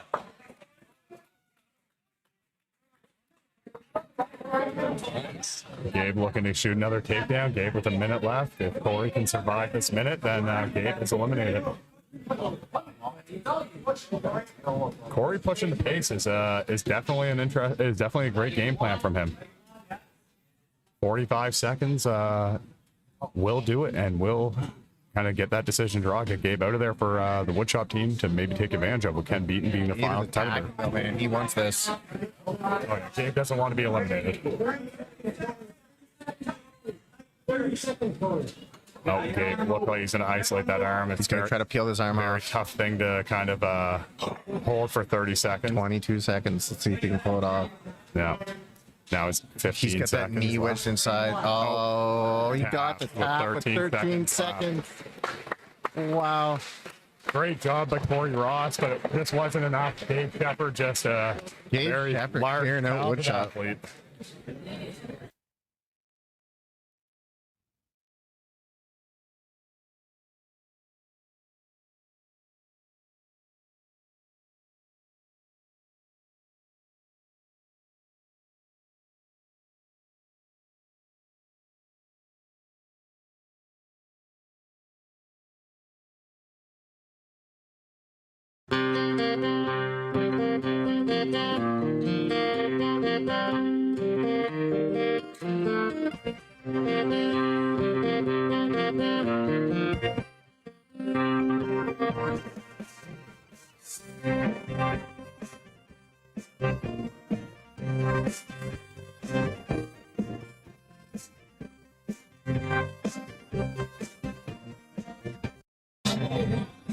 All right, Woodshop down to their last competitor, Ken Beaton. Ken has to win here. Yeah, if there's a man who can take out an entire team on, it is Ken Beaton.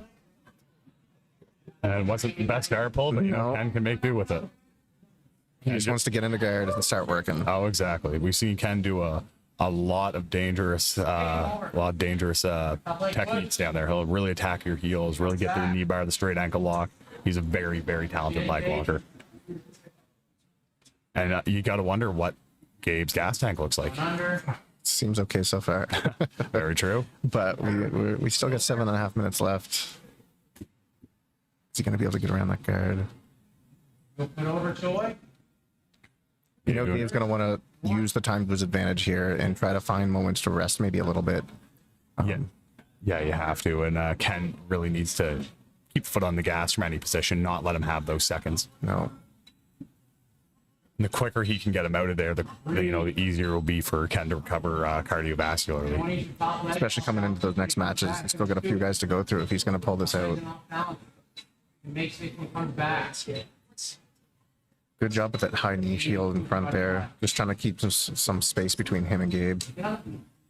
Gabe doing a good job kind of sprawling his hips though, not letting Ken attack. I think the Gagetown team has for sure made Gabe aware of the abilities of Ken Beaton.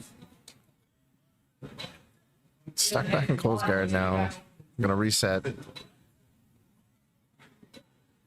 It's just looking to take his time, I think. I think Gabe's just happy to kind of chill for a few minutes. I wonder if he's going to stand and open his legs up for attacks, or if he's going to try to pass from the knees. Even this one knee up, one knee down style can get dangerous if he was, especially if he was to do it to the other side. Ken seems to really like attacking that leg, so Ken might be able to get inside here. Yeah, he does. Tries to get inverted, but that weight, man. Oh, the frame of Gabe is very hard to deal with. Powerful position for Ken here, able to use all his hips. Starts to get leg exposure. Oh, he's on the leg. This is where Ken likes to be. He needs to get Gabe's foot off the mat, though. Yeah. Oh. Caught him in the heel hook submission win.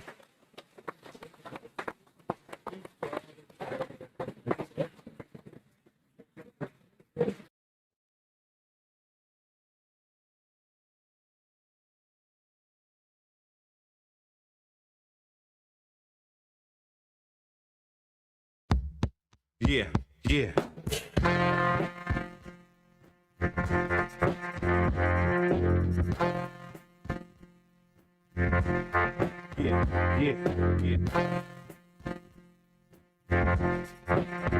Let's go.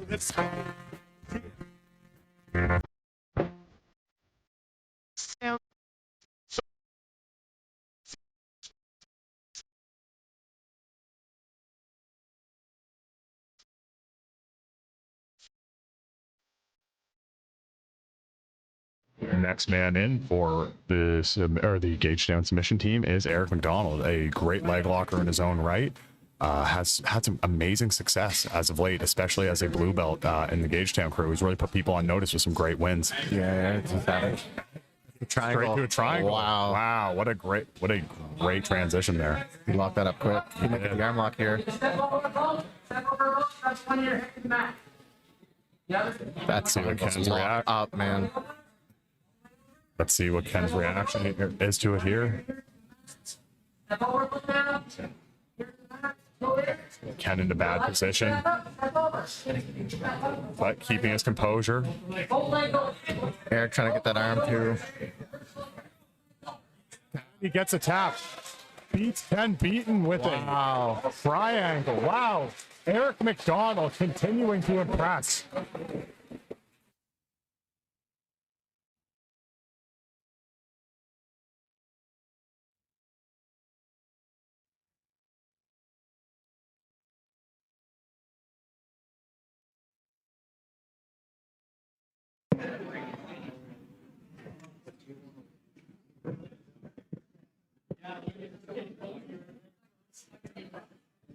So the winners of this event, Gagetown Submission Grappling.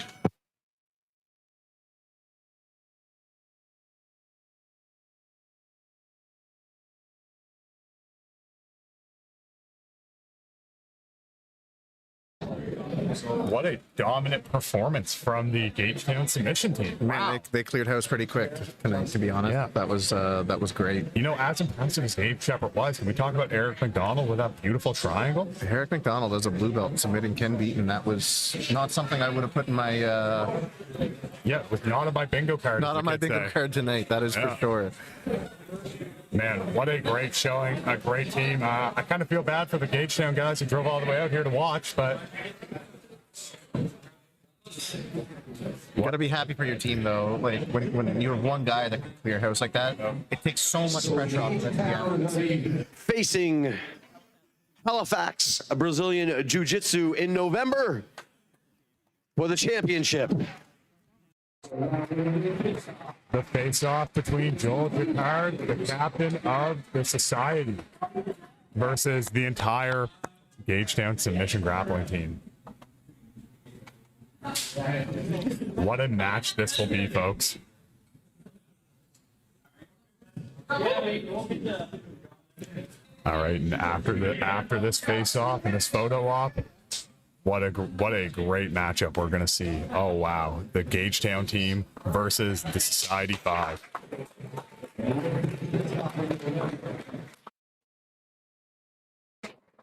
Folks, we have our two title fights coming up. Giancarlo Tamayo and Brad Smith. That is a banger, man. Wow. This is what we've been waiting for, these two fights. And don't even get me started on Jericho MacPhee and Adam McNeil rematching. Adam looking to get his belt back. Oh, what a treat you're in for. Man. We have saved the best for last for you folks. Two great matches coming up. The action is going to be out of this world. There is no such thing as boring fights with any of these four grapplers. Grab yourself a drink, folks. Get settled in. I'm excited for the athleticism of this next match. You have Giancarlo, one of the most explosive athletes we've seen in the Breakthrough Grappling Series, and Brad, just such a strong powerhouse for that division. Yeah, Giancarlo competes all the time. Brown belt, currently training at Ahenzo Gracie Ottawa. Recently won silver, I believe, in Ecuador. Yeah, he travels everywhere to compete. Giancarlo is a globetrotter of jiu-jitsu. He is everywhere. Yeah, he won silver at a no-gi event there at the under 73.5 kg advanced division, and is an absolute phenom on the East Coast here. So very excited to see him compete. Brad Smith, a dog, black belt at Halifax BJJ, recently won gold at the 160-pound bracket at BGS 9 in March 2025. 4 wins to pull that out. So this is really exciting to see. Brad might be one of the highest IQ grapplers I've ever met. So I'm really excited to see that stylistic matchup between high IQ and the explosivity of the athleticism of Giancarlo.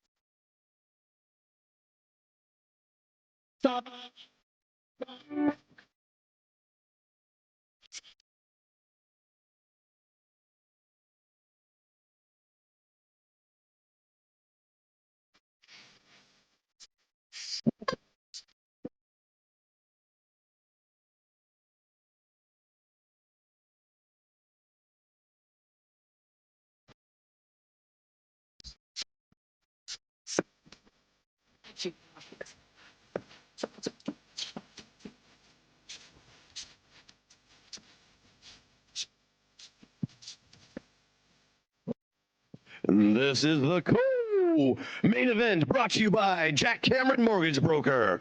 Introducing the current Breakthrough Grappling Series 160-pound champion, fighting out of Team Renzo Gracie, Ottawa, Giancarlo Tamayo. And his opponent, fighting out of Mavericks Jiu Jitsu, Brad Smith. All right, folks, our title fights are underway. Brad Smith versus Giancarlo Tamayo. Can you think of a better fight to start these title fights off with? No, this is super exciting. This is going to be a high-paced match, folks. Oh, man, both of these athletes, so explosive, so strong, so technical. It's impossible to decide. I couldn't get the edge to either one. No. Brad looks game to go into a scrap here at Giancarlo. Pulls guard. Brad opting. Pull guard. You know, he's very talented in those lag locks. Giancarlo's smart with those hand fights right now, not letting Brad get any type of grip. Trying to cut through with the knee, didn't work. Yeah, let's see where Brad goes from here. You know, Brad's got to be really active. I think the key to beating Giancarlo is keeping him on his back foot, you know, wherever that may be. Yeah. They always say you can't wrestle moving backwards. I apply that to all jiu-jitsu. You can't win the fight if you're on your back foot. Nice attack by Brad there. Was looking for some type of triangle entry. Giancarlo's pacing though, both of them. It's incredible. Like you said, it's like watching it in 1.5 times speed. It's any of these smaller guys, it's just the speed at which they compete is incredible. Especially these two. And you're going to see some great scrambles. Giancarlo, scrambling's part of his game. He likes to really, really get in there and scrambles to a point. And a lot of people just scramble to scramble. Not Giancarlo. Giancarlo knows where he wants to go. He's just okay with making it messy to get there. Nice. Great takedown by Brad. Beautiful entry by Brad there. Both that was athletes nice. back to their feet. So much respect between these two. You know, both such great competitors, multiple ADCC and IBJJF medals between the two of them. Countless local event medals between them. Giancarlo with a big kick there to try to get that foot sweep.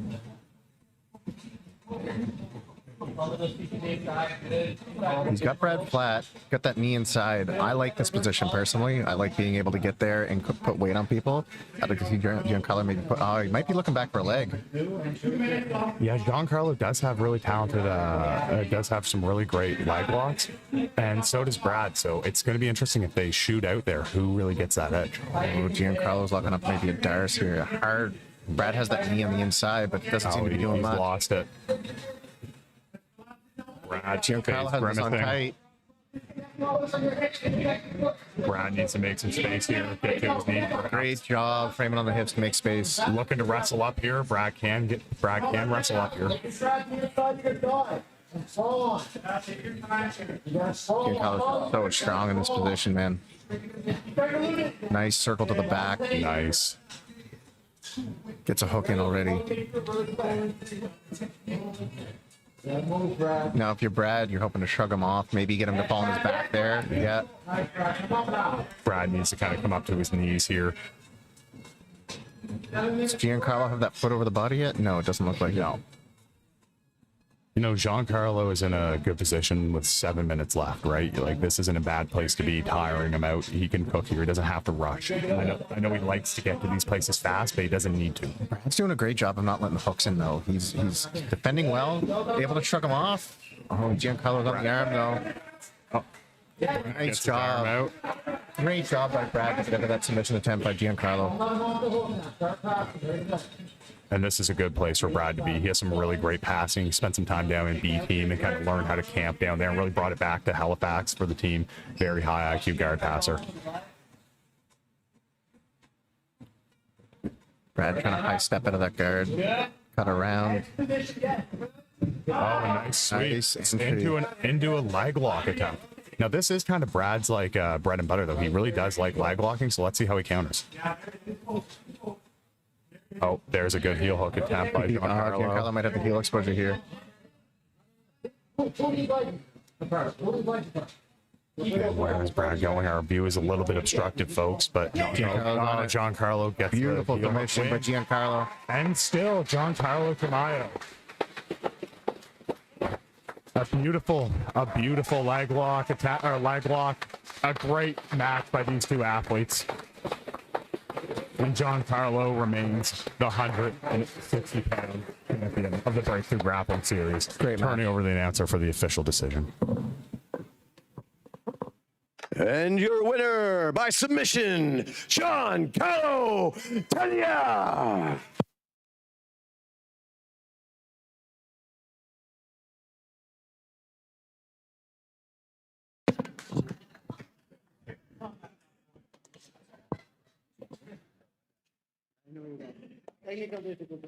Great victory, Giancarlo. Was there anything that you'd like to say?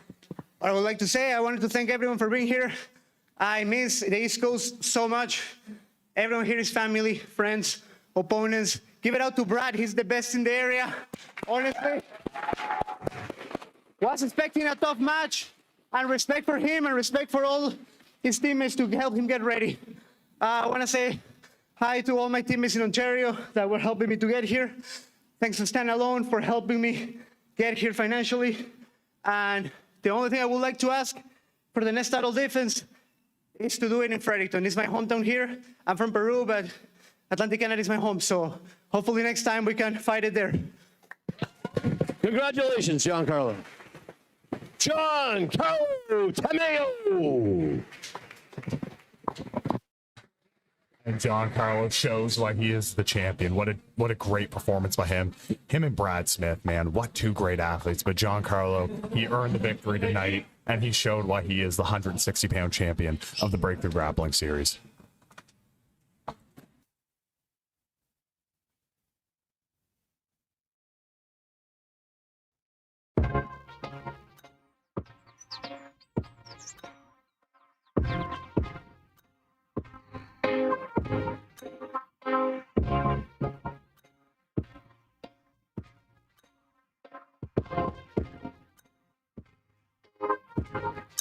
First things first, rest in peace, sucker fail.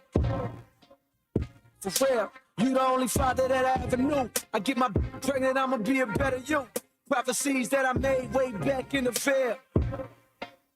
Fulfill. Listen, even back when we was broke, my team, Martin Luther King.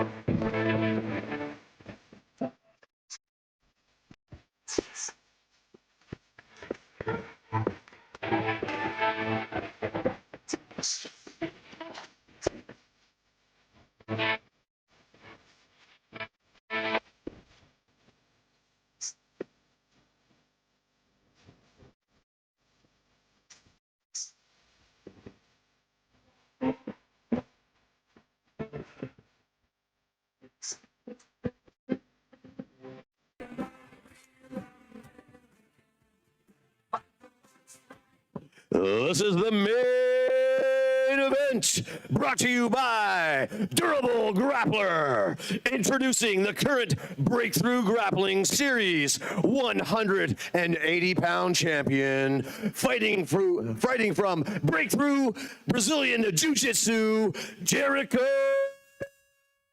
MacPhee.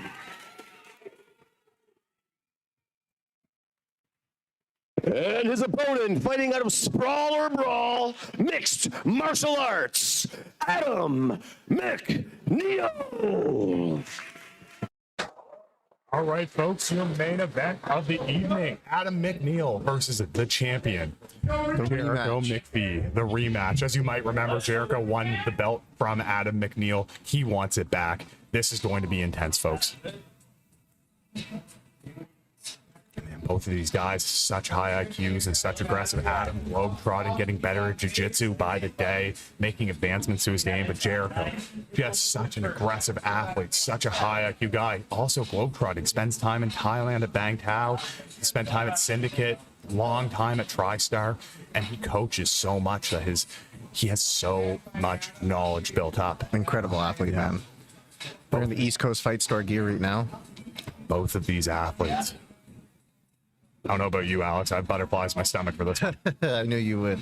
This is exciting, man. I'm excited to see what Adam's going to do to change his game plan at all. If he's going to look to pull guard, maybe try to enter legs, or if he's going to be content trying to wrestle a little bit with Jericho.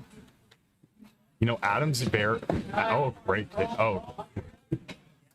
Thought about the jumping the ghillie, but chose not to. Very tight front headlock. Jump the ghillie. He might get this. Oh, no. Adam's got his head up. He's doing okay. Beautiful sweep by Jericho. Jericho in mount, really in the bread and butter position for Jericho. He needs to have heavy hips here, and if you're Adam, you got to really work on elevating those hips. This is a great spot to be in with 8.5 minutes left for Jericho, the reigning champ. You know, Jericho is such a gamer, and like so is Adam, man. I have looking for a leg lock attempt. This is where you don't want to be with Adam. He is very talented. Great job by Jericho to spin out. Yeah, he doesn't have the knee line of Jericho, but he's very close to it.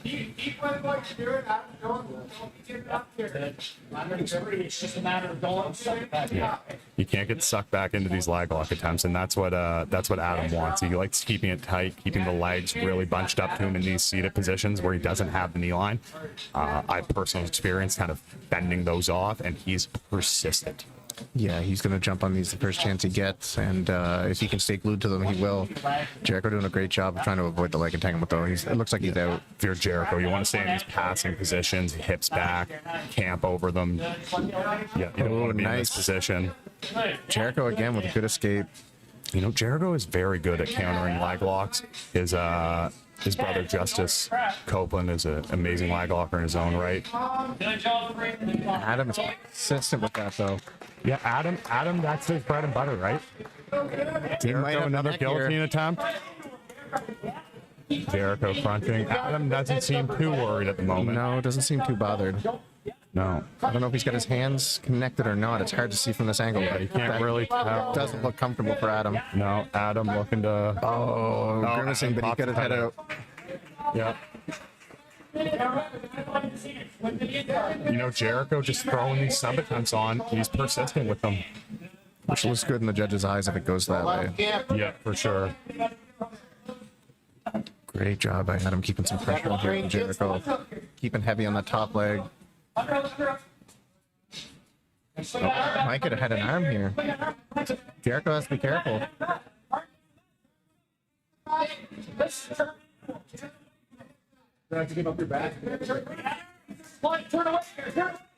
Wow, Adam McNeil gets the submission win. Regains his championship. And we'll turn it over to the ref for the official decision.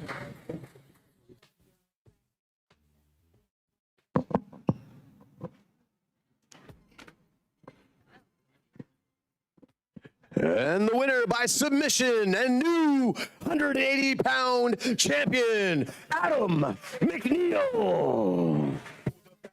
shadow of death. I take a look at my life and realize there's nothing left. Cause I've been blasting and laughing so long that even my mama. And that's going to be. Sorry about that, Adam.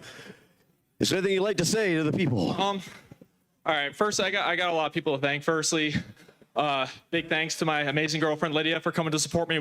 That's number one. Huge thanks to everybody at my team at Sprawl and Brawl. You guys are awesome. You guys helped me prepare. You guys come with the sport. It's amazing. I gotta thank some people too. I trained away with because I was in Austin the last few weeks, and a lot of the guys there were really helpful too. I don't know if I would have won this without that, so also very helpful. Jericho's a beast, so fucking strong. Like he comes out, I'm like, holy shit, I didn't expect him to be that strong, so that was really impressive. I just knew if I stayed calm, I figured my pace would take over eventually. Last thing too, just a shameless plug. I've been doing a lot of privates and I want to start moving to seminars. So if any gyms in the Maritimes have any interest, just message me, no pressure. But I figure shameless plug. Trying to buy a house, I want to save up some money. So yeah, if anybody's any interest, just send me a message. But yeah, thank you to everybody that supports me. Thank you so much. Thank you. You're very welcome. The 180-pound champion, Adam McNeil. Thanks for showing up, everybody. Hopefully we'll see you again in November.